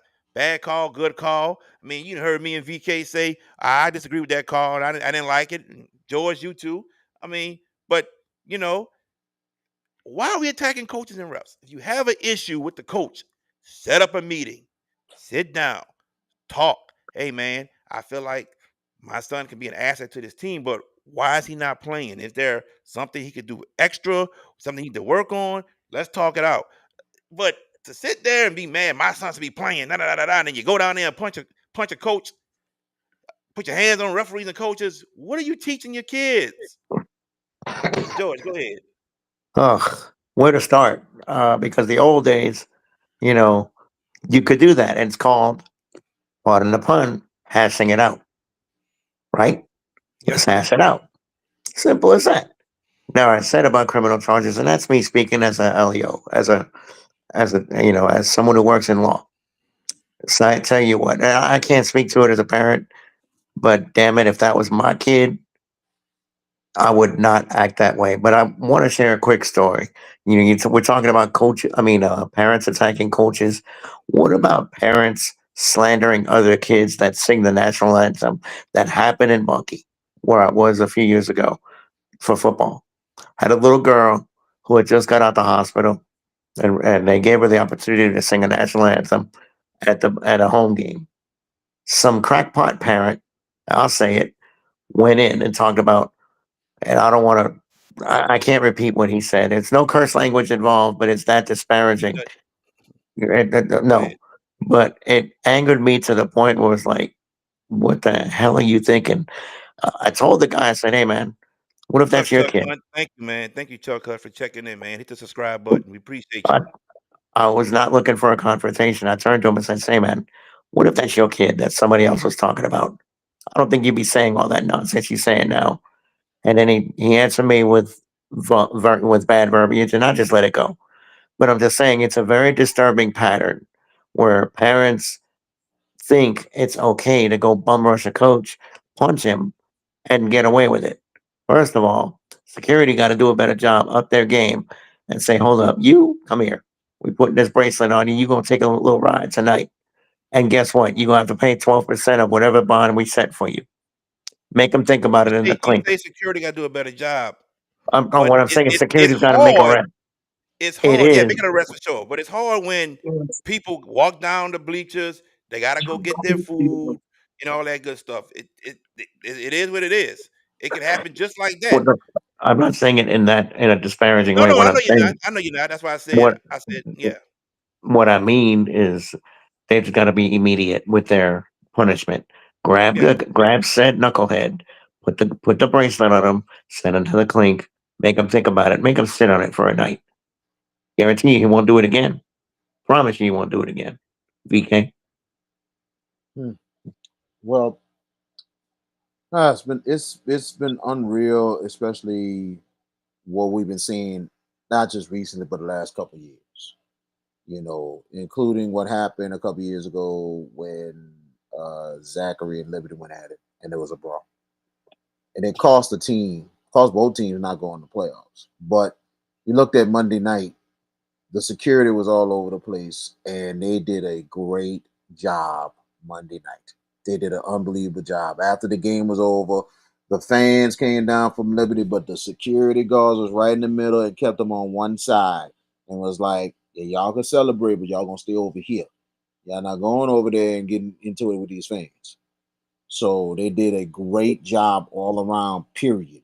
Because you can see the police and security presence and the administration presence. They Liberty had it on their minds that, oh no, we're not gonna have this foolishness again that happened a couple years ago. And even Coach Brandon White talked about that situation on our show. That he was hoping that something like this wouldn't happen again. And I think they did an unbelievable job. But at the same time, it's crazy how these parents and everything else. I'm like this, and I'm gonna be honest. If I'm a head coach at a program, it is straight zero tolerance. I am not having the foolishness. Come talk to me. Parents can come talk. We can talk it out. It's all good. But if you coming in and acting a fool, your son or whoever can go. There's the door. I'm trying to come here and try to put life into the player. I'm trying to really set him up for success. And it takes everybody on the team to be successful. And you have to look at that. And a lot of times, we're going to have discussions to try to get on the same page. And that's the important thing for parents, coaches, and the kid to be on the same page. Now, for the parent to just do what he's doing, and some parents, and I'm be honest, they go overboard and way too overboard instead of looking at the bigger picture for the kid. And a lot of times they're hurting the kid. It ain't the kid, it's the parent hurting the kid. We're not talking about just basketball. We're talking about going forward. How much it will affect them trying to go to college or get a job or get into a trade program or something like that after he leaves. And you see this on your record, and you see that because the fact everything messed up because my mom and my daddy decided to go hit a coach. How would that look? That would be embarrassing to the kid, and that'd be embarrassing to your families. So I'm like this. Parents, we got to do better. We got to do better. And it's We crazy. really have to do better because I'm telling you, that's why the security is being upped. That's why all this stuff happening now because people don't know how to sit down, shut up, and enjoy the game. There's sometimes you're gonna have bad calls. Sometimes you got disagreements. Sometimes you're gonna get emotional, but then after that, you need to show restraint and chill out. Move on. Go to the next play. And that's what I teach my kids more than the time. Sometimes they come, no. Let me get it. Let me see what's going on. I don't need you acting a fool. Let me get it. Let me see what's going on. It's called self-control. Sometimes you might not get things, but after that, you gotta move on. That's why you gotta keep playing. The parents So gotta have that in mind. the crazy thing is, a couple of games we've gone to, we've talked to some high school head coaches, and we're not going to name them at all. We're not Right. going to name them. We were talking to one, ducked off in a corner of another game. He wasn't coaching, and he was like, he said, I cannot be by the parents. I cannot be by those parents getting loud, saying this and that. I cannot do it. But he also said, and they got other coaches that said this also. They said college coaches are not just recruiting your son, they're recruiting the parents. And the parents act a certain way, they don't want that around their program. They don't want that type of negativity at all. And I understand it. I understand it. I was at a game yesterday, man. This man was trolling the ref hard. And referees, they take a lot. And some of them got great self-control, don't answer back. This one ref answered back and said, shut up and watch the game and let me do my job. And I was happy. I was happy he said that. And, sometimes you do have to take a stand for yourself. I get it. Maybe the ref didn't have to say it, but I get it. But things have got to get better here, man. And people got to start acting better. Just cannot go on the court and attack coaches and referees. It's ridiculous. My goodness. I just don't get it. You upset about your child not playing? Have a talk with the coach and figure it out. Let's see what's going on. Let me see what And, Chuck Hunt said. I know I got somebody on Instagram that said something. I want to get to that too. The grown-ups want to talk about how out of control the children are, but it starts in the home with bad behavior from the parents. Yes, sir. That is correct. Yes, sir. Mr. Ronald Chuck Hunt. Yes, that is correct. Boy Me Roy, blue check. If LHSAA would have passed a one-time transfer, give parents options, and you get rid of the select, non-select stuff, and less fighting of coaches, but agreed. Okay, to never fight. I don't know. I mean, I'm not gonna say that would help change how parents act. I'm not gonna say that. The parents gotta know better. The parents have to know better. They have to act a certain way. Period. can I be honest on that one? On that comment you just said? Uh-huh. That has nothing to do with parents acting stupid. Nothing to do with that. Stop with making excuses because the LHSA did that. Stop. Because I'm telling you, it's just like Michael Jordan said. Stop. You need help. I'm sorry. Stop making excuses for the LHSA. I understand the LHSA do some messed up stuff. I get it. But at the same time, we're not going to make excuses for parents acting a fool in the stands. We're not going to make excuses for that. I get what you're saying, but I'm sorry. That is no excuse. All right, let's move on. Josh Allen won the MVP of this regular season. The regular season, and there's a couple of us here that disagree, and there's one that says yes, he should have won it. And the one that agrees that Josh Allen should have won will speak first. The floor is yours, sir. It ain't me. It's this guy. Yeah, it was me. It was me. And yes, you know what I'm saying? We understand that the fact that Lamar Jackson was a first time, he was like a all pro quarterback. You know, and a lot of times when you're all pro quarterback, you win MVP. But at the same time, I'm like, you know, Lamar has had a sensational year. We look at his stats, one of the best years maybe for a quarterback ever played. Awesome year for him. You look at that is awesome. You know, but then you look at the offensive MVP. Now, some of the offensive player of the year. Now he could have won that, but that went to Saquon Barkley. So the MVP usually never wins Offensive Player of the Year. It usually never happens. Well, it usually never happens. It's always a skill player, running back or wide receiver. Well, I'm like this. It don't matter with that. I'm just saying he maybe could have won it, but it went to Saquon Barkley. That's all I'm saying with that. Now, usually who makes off, but my thing is, it's about okay. It's the first time that ever happened, right? That you haven't won MVP. Yeah. It's the first time it happened. That's crazy. Okay. Yeah. But at the same time, the thing about Josh Allen, and we had to look at this, you know, more than anything else, what is truly most valuable? Most valuable as anything else. Like Lamar, all over the place, you know. But at the same time, you look at the couple of the weapons that Lamar had. Yeah, he is outstanding. Had some good weapons with him. But Josh Allen, what weapons you can name? You might can name one. Everybody else, you can't really. Who else stepped up this year? You know, my thing, I really thought that Josh Allen was deserving the MVP because of the year he had.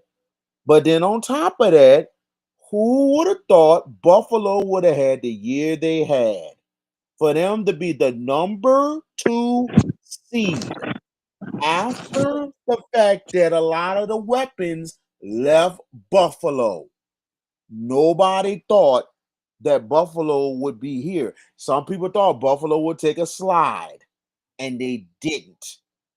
That man, Josh Allen, carried his team all the way to the conference championship. And it is a regular season award. And he really did some big things this year. For that man to carry that team to where they are, for him to be most valuable for what he has done for his team this year, that's why he is MVP this year. That's just all. That's my thoughts. But everybody else, y'all have at it. I'm not gonna argue. Go ahead. No, we're not gonna argue at all. Exactly. We're not. But you forgot one little tidbit of information. One little tidbit. They did play in the regular season. Who won that matchup? That is true. That is absolutely positively true. And you're right about that. And I should have brought that up too. And I did mention everything else Lamar's done. So The Ravens I should have beat the mentioned that Bills too. in the regular season. But George. also, Oh, hurry up. Go ahead. Also, man. Go ahead. I'm gonna say this, and I'm gonna let Yeah. George Go get it. ahead. You good? The biggest thing was when the two players went against the man himself, Patrick Mahomes. What happened in those two games? Baltimore lost against Kansas City, and the Buffalo Bills basically gave Kansas City the only regular season loss besides the last game, and basically put the blueprint on how you beat the Kansas City Chiefs. So we going to an outside source against Patrick Mahomes, but Patrick Mahomes, not a first team All Pro, not a second team All Pro, wasn't in MVP discussions, not even close. That's still the 2-time defending They ain't champ. got nothing to do with it, bro. It has a lot to do with it. No, it don't. It's competition, baby. Yeah, That's what it's yeah, all about. a That's game what you it's play all against each about. other, yes, but That's what with it's the all about. numbers Mahomes put up compared to those two, no, it had nothing to It do wasn't with close. It wasn't it. close. I'm not No, talking about that. I'm just talking about the matchup. That's all it nothing to is. do with it. Nothing to George, do with it all. Okay. I'm done. floor is yours, George. Okay, where do we start? Let's cherry pick, right? Lamar Jackson, the year he had. You talk about it was transcendent and special. It absolutely was. 4,118 yards passing. Touchdowns. 4 interceptions in 17 games. Rushing yards and another 4 touchdowns. And that's with Derrick Henry in the same backfield. Where is the problem that we're not giving Lamar Jackson his MVP award? The game against Buffalo in the regular season, 35-10. Lamar Jackson contributed 3 touchdowns in that game. Josh Allen, a bagel, didn't get one. And Baltimore dominated that game. But since you want to mention the playoff game, Mark Andrews doesn't drop that ball. The Ravens I win don't that think game. I don't think VK mentioned the playoff game. Did you, He VK? mentioned about Oh, Kansas City. He mentioned Kansas City and the opening regular week. season. We're Right. Regular season. talking regular Okay. Let's go to that. Let's go to that since you want to go third party. Remember how that game finished. Y'all remember. Isaiah Lively, the tight end, if he's got smaller toes, that's a touchdown. Remember, that was a very close call. If he's got a smaller big toe, he's in. And the Ravens win that game. Yep. But since this award is a regular season award, and they have played each other, Baltimore and Buffalo, and the Ravens won that game, with all things being equal. And look, Jared is agreeing with me. We know this already. But, and this is not to slander Josh Allen, because he had an incredibly good season himself. And you talk about the weapons. Khalil Shakir had a breakout year for the Buffalo Bills this year. Nobody knows him because he quietly did his job. Oh, by the way, they've got a pretty good running back in James Cook who could catch it out of the backfield too. So it's not like Buffalo was bereft of any weaponry. Dalton Kincaid did slide back this year, the tight end. He did slide back a little bit. You know, he had a fallback year, but he's a really good tight end. He just didn't have the best year. So the only thing with me, Jared, is that they got this wrong. But it's not, again, I don't want to sound like, well, Josh Allen didn't deserve a vote. Yes, he did. But for the record, and I'll state this publicly, my vote would have went to Saquon Barkley. Mine's too. That would have been me. Yeah. As great as Lamar was, Saquon crossed the threshold that hadn't been done since Terrell Davis in 1998. Simple as that. And if Nick Sirianni plays him in that last game, but you know what? All the naysayers were like, well, he did the right thing by not playing him. Look what happened. They won the Super Bowl. So it is what it is, right? But It's just that my chance in cast, history, man. yeah, I know, but they won the bowl. You can't really bang on them on that. They did win the ultimate prize. They got a world championship out of it. You did. But at the end of the day, Jared, my vote would have been for Saquon. But if you're asking me because this is such a pro quarterback league, Lamar Jackson would have got my vote. Yes, and I agree with George. And everything George has said is the same thing I would have said. But I want to go back to when Tyson Chandler for basketball won Defensive Player of the Year but he wasn't first team all defense. And I sat there to myself, I didn't think he should have won it regardless, in my opinion. And I sat there and said, how can you win a defensive player of the year and you're not even first team all defense? How is that even possible? And now for the first time ever in the NFL, you sit there and say that Lamar Jackson was voted first team all pro quarterback, but doesn't win the MVP? That doesn't even make any amount of sense to me. And then Emmanuel Ocho goes on TV and says, "Yeah, I talked to the AP guy," and I said, and I put it on Twitter, AP guy that gave Ocho his lecture of why Josh Allen won, he needs to be fired. Ocho agreeing to what that guy said, he tripping. Yeah, I said it all. Like, there is no possible way, in my opinion, and VK agrees with Ocho and them. He sees their side, and that's cool. That's cool. I ain't got no problem with it. I disagree with him, but VK sees it differently. But I just don't know how that this guy wins MVP, but isn't first team all pro. I don't know how that even can happen. I don't. Strange. But maybe a new trend is happening, VK. Maybe for the next couple of years, whoever don't win first team, who doesn't make first team all pro, may win MVPs. And then now we got to change how we look at things. I think it's just the fact that you have to look at in the most valuable player, as in not just that, who had the better story. Buffalo is the better story. No, VK. You have to look at that. VK. It's the better story. No, VK. I understand. You disagree, but at the same time, Buffalo. I don't care what anybody say. Buffalo is the Can I better say this? I don't care what you say. Story. No. I'm just saying in general. I know. I'm messing, VK. I know. I'm talking about not just to y'all two, but to anybody. It's just the fact of the matter is, you look at me and Jared discussed it about the time Steve Nash won the first MVP. Now, don't get me wrong. Kobe had a great season that year, and he could have won that MVP. Steve Nash, did he deserve it? Yes. Because you look at the Phoenix Suns. The year before, the Phoenix Suns was in hell, and he took that team to the top seed? That is an amazing turnaround. And I'm sorry. Sometimes it depends. Stats is one thing, but also what a player does in impact more than anything else. Now, the second MVP for Steve Nash, I can understand that he shouldn't have never won that. I can definitely understand that. But see, at the same time, it's always about what a team does, especially if you turn around a team and also doing the unexpected. When you do the unexpected, even with less, that to me is an eye opener, because it's like, wait a minute, what they're doing is amazing. What we're seeing here. George. I know. Yeah, eye opener. I just want to rebut that last.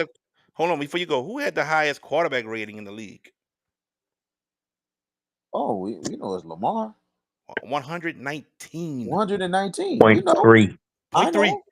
I know. Josh Allen was 101.6. I know. But people, yeah. But people expected Baltimore to do what they did this year. People expected Baltimore to do what they did this year, even with the addition of Derrick Henry. But nobody thought Buffalo was going to be what they was going to be. A lot of experts had highs for Lamar Jackson too. A lot of career highs for Lamar Jackson. Yeah, it was. I'm not doubting it, but I'm saying a lot of experts had Buffalo falling off this year, and look what happened. Okay, go ahead, George. Okay, now I'm going to rebut that. Last word on Josh Allen. Last word. I know. I'm going to rebut that expectation thing right now. Jared, remind me who's in the AFC East, the residents? The Jets. Horrible. New England. Horrible. Miami. Can't keep two upright. Buffalo was supposed to win that division. Don't sit here and tell me that's a great story. They were supposed to win. Now let's go to Baltimore. Hold on. Sir, hold on. Hold on. I'll let you come back. In the words of Chris Rock, you had yours. I'm going to get mine. I'm just saying. Head of State. Great movie. let's remind everybody who's in the AFC North: the Baltimore Ravens, the Cincinnati Bengals, the Pittsburgh Steelers, Yeah. and the Cleveland Browns. Oh, by the way, but the other three teams are playoff contenders. Two of them made it this year, and if Burrow had an offensive line, maybe they get it. They were in into the last week. Meanwhile, Buffalo coasted in the East. The Jets, the Patriots were trash. Miami, if Tua doesn't have the issues that he had, and they were in it to the last week too, but they lost to the Jets in the last week. They lost to the New York Jets. All I'm saying is that the expectation thing, the argument that you're making, VK, I think it's flawed because the Bills were supposed to win by default. That was a cakewalk of a division, and they did it despite not having quote top end talent because the Ravens got Derrick Henry and Zay Flowers and Rashawn Bateman and Mark Andrews and Isaiah Likely was a find this year. He busted tail this year.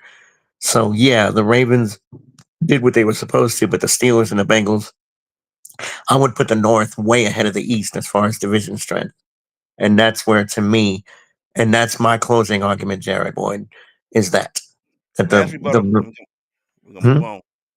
Let Yep. Rick rebuttal your statement. We're gonna move on.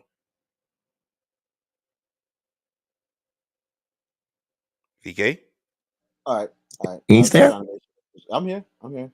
go ahead. I was trying to make sure Mike was on and everything. All right, cool. Now looking at it. Now I'm gonna say this.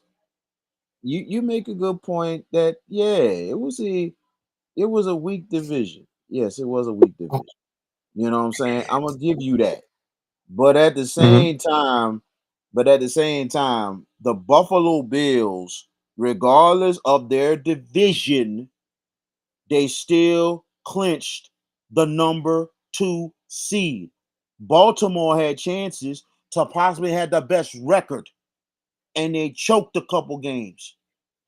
So what you saying? Talking about my argument? You got to be. I You get it. kind of making George's point really by saying the toughness of what the Baltimore Ravens went through compared to Josh Allen. You kind of making his point on that one, saying what you just said. Be honest with you. But I'm gonna be honest with you. I'm gonna be honest with you. The Buffalo Bills took care of business, especially against big time competition. Because outside their division, they handled business when they're supposed to. But at the same time, in big Lost to the games, Ravens. except for the Ravens, that's the only loss. What's up, TC? Only. But at the same time, here's the thing I'm gonna say about that. And here's the thing you're gonna have to understand. My argument, you think is that okay, fine, but come on. Baltimore had chances to have the best record in the league, and what happened? What happened? So Kansas City didn't lose. That's what happened. Kansas City did lose, Well, but I mean, them dudes didn't lose. there was some games Baltimore fell on a freaking peel. Now, They that's won. all I'm saying. They For won. Buffalo, for regardless of the fact, for Buffalo to get to, I'm just saying, for them to have some huge wins on the schedule outside their sorry division, they still took care of business and wound up clinching the number 2 seed. Nobody thought because you're thinking if the division that they were in and everything else, that if they wouldn't take care of business outside the division, Buffalo will be 8-8. All Buffalo right. will be 9 and We 7. got you. We gotta move on, my friend. We gotta move on. We got you. Let's We got you. We got you. We got one more topic to get to, and we're gonna close this out. So the New Orleans Saints has a new head coach. Kellen Moore is coming from the Philadelphia Eagles as he was their offensive coordinator, Super Bowl winning offensive coordinator now. Kellen Moore. He's coming here, 36 years old. Like I said, my brother played college ball against Kellen Moore in the Western Athletic Conference back in the day. Um, Before the Western Atlantic Conference had to shut down and is no longer available. I think it's still out there for basketball. I'm not sure. But Kellen Moore is the new Saints head coach. I want to get y'all thoughts about it. I'll let George go first. He's 36. He's had a decorated resume as an offensive coordinator. The one bad year he had, I will throw a mulligan at. because of who his head coach was, and that was in 2023 with the Chargers. Look who the head coach was, Brandon Staley. I Yeah, the couldn't. defensive coordinator coming here, Brandon Staley. hmm Is Yeah, that who his DC is? so that's who it's gonna be. I've been You said that think? if Kellen Moore was to become coach, Brandon Staley will be the DC, As and a coordinator, reports, he did he well, did but he well, just couldn't. exactly. And He the couldn't do reports are it. He saying that's couldn't what's gonna perform as be. a coach. But my thing is this: the one bad year offensively they had was the year in LA. Every other year they've been top 10 offensively. Cowboys, Philly this year, 8th. Kellen Moore is an offensive mastermind. He's a very sharp offensive mind. The only questions I have going forward, and I think they're legit, and that's this. The authoritarian at GM, is he going to give Kellen Moore say so in personnel decisions? And is he also going to let him coach the team instead of running interference? That is very concerning to me. On the premise, on the resume, the higher grades as a solid B to me because of his offensive propensity, because he's able to coordinate good offenses. And he's going to look, he's not married to Derek Carr.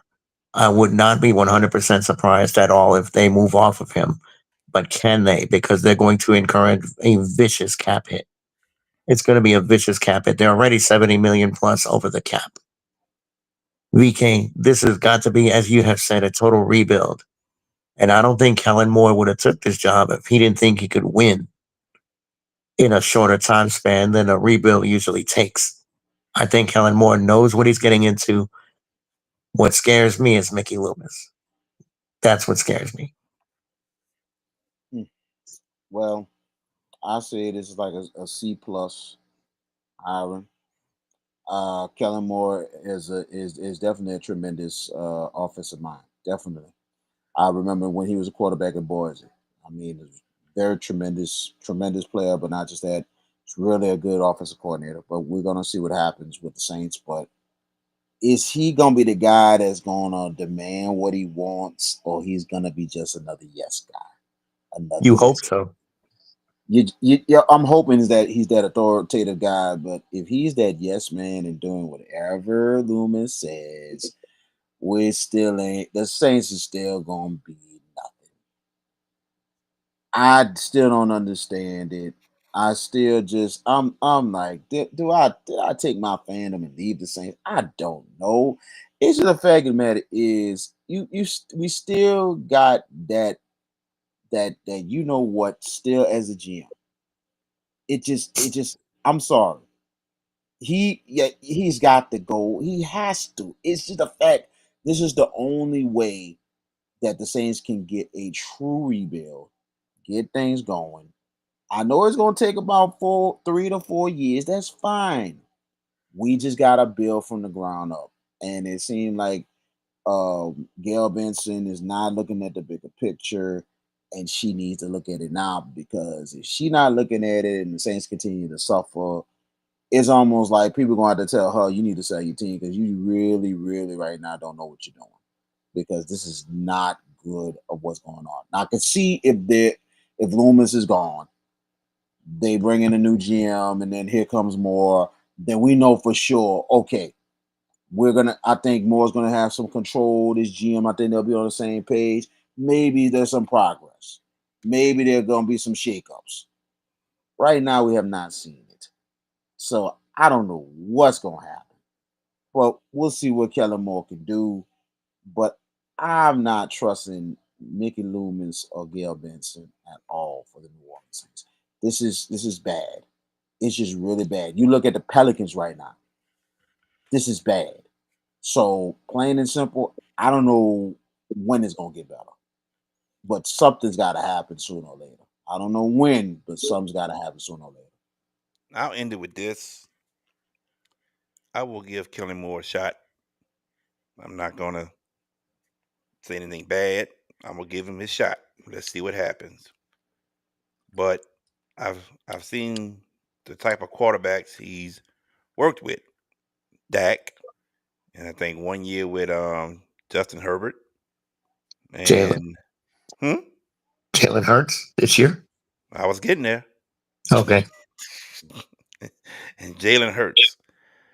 To me, he's done well with mobile quarterbacks. Dak isn't the most mobile, but Dak can take off and run every now and then. Jalen has been his most mobile quarterback. Herbert, he can run a little bit too, but not too much. So with that, what mobile quarterback do we have on the roster? We don't have one.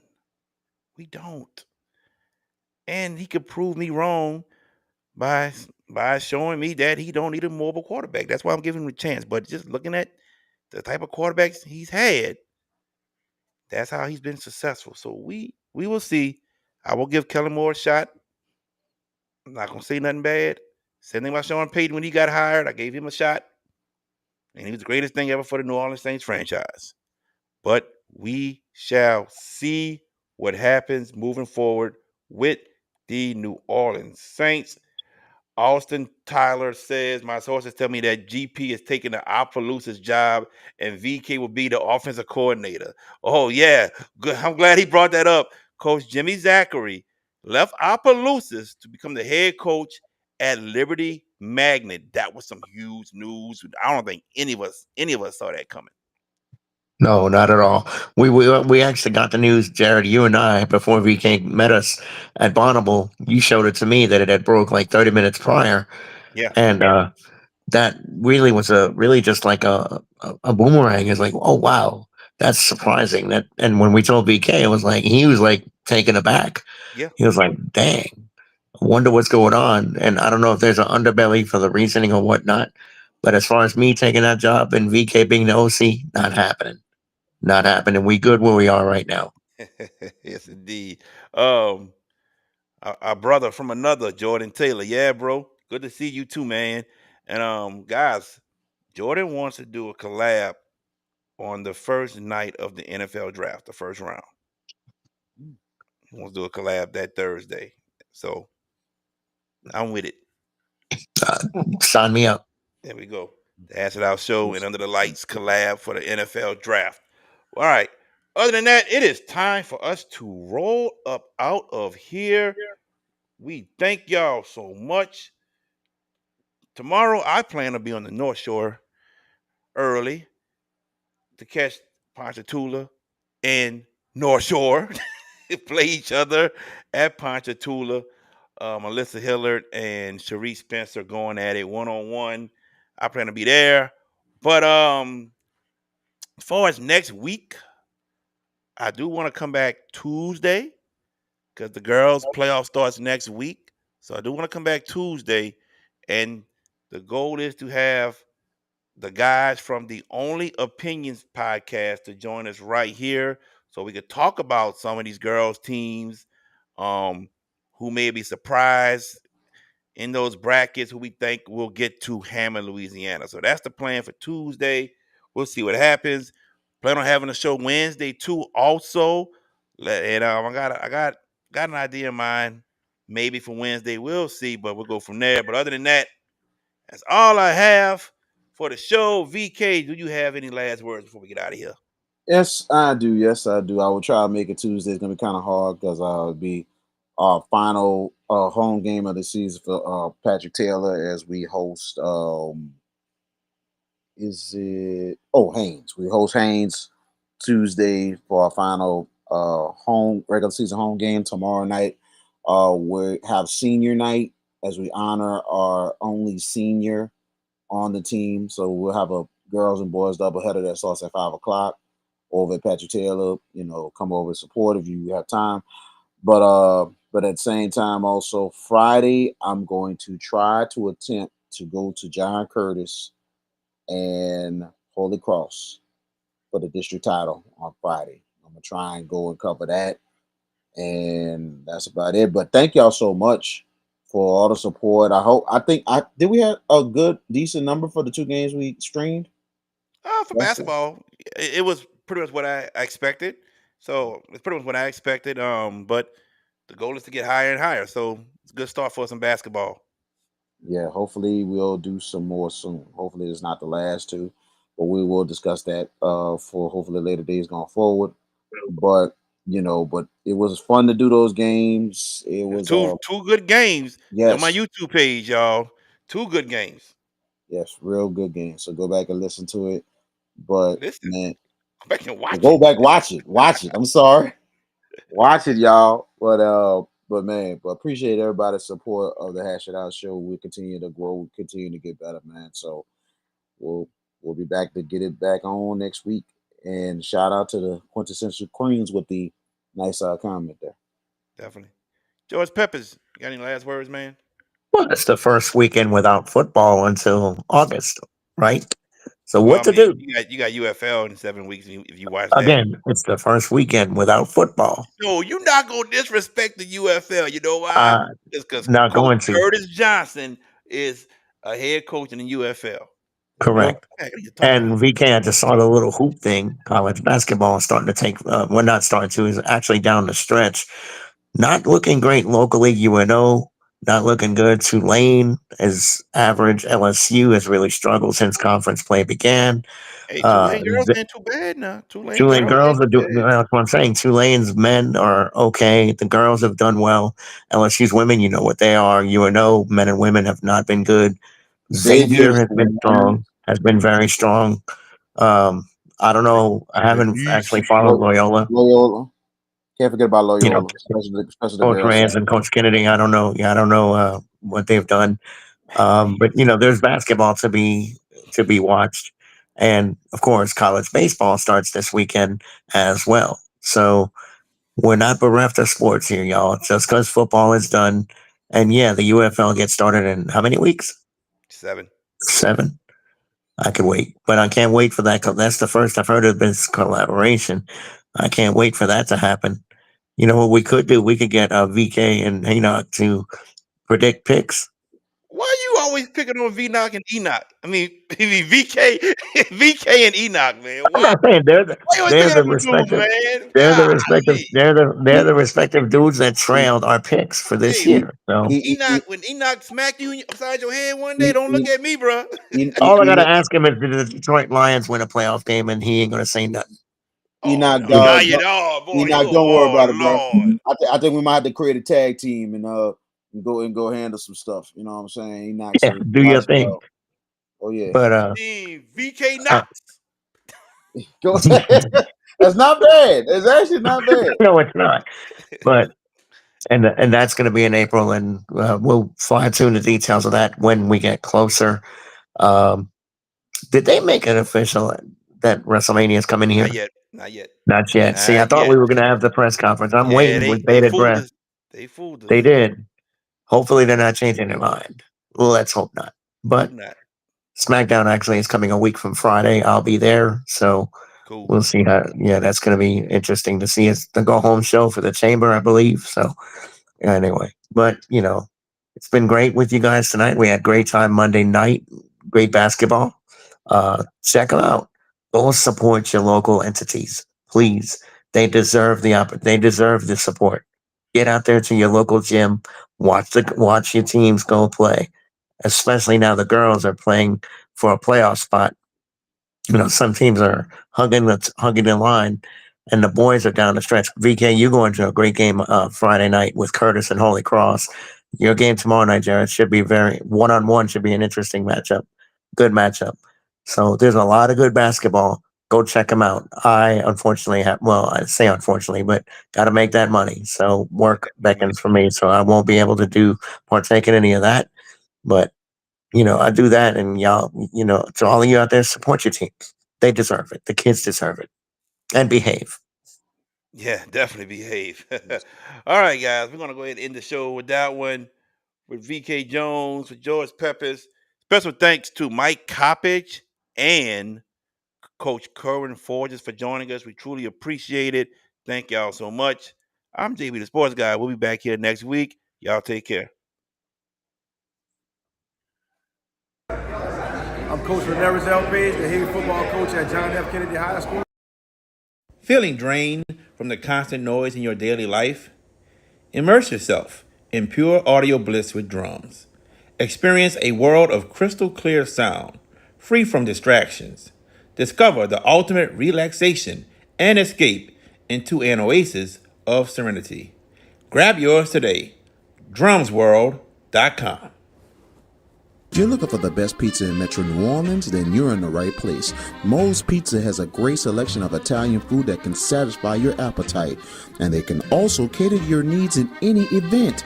Give them a call at 504-341-9650 or log on to www.moespizzanola.com, located at 1112 Avenue H in West Wego, Louisiana.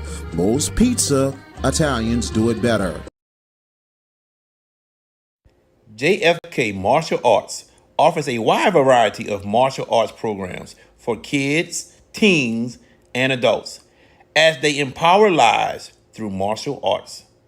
Please give them a call at 985-266-0664 and don't forget to ask about their 1 week free special. At Bayou AV Security, we are your one-stop shop for all your needs, whether it's enhancing your home entertainment system, securing your property, ensuring a seamless internet connection, or illuminating your outdoor spaces. We've got you covered. Bayou AV Security, where technology meets reliability. Call us today to experience the Bayou difference.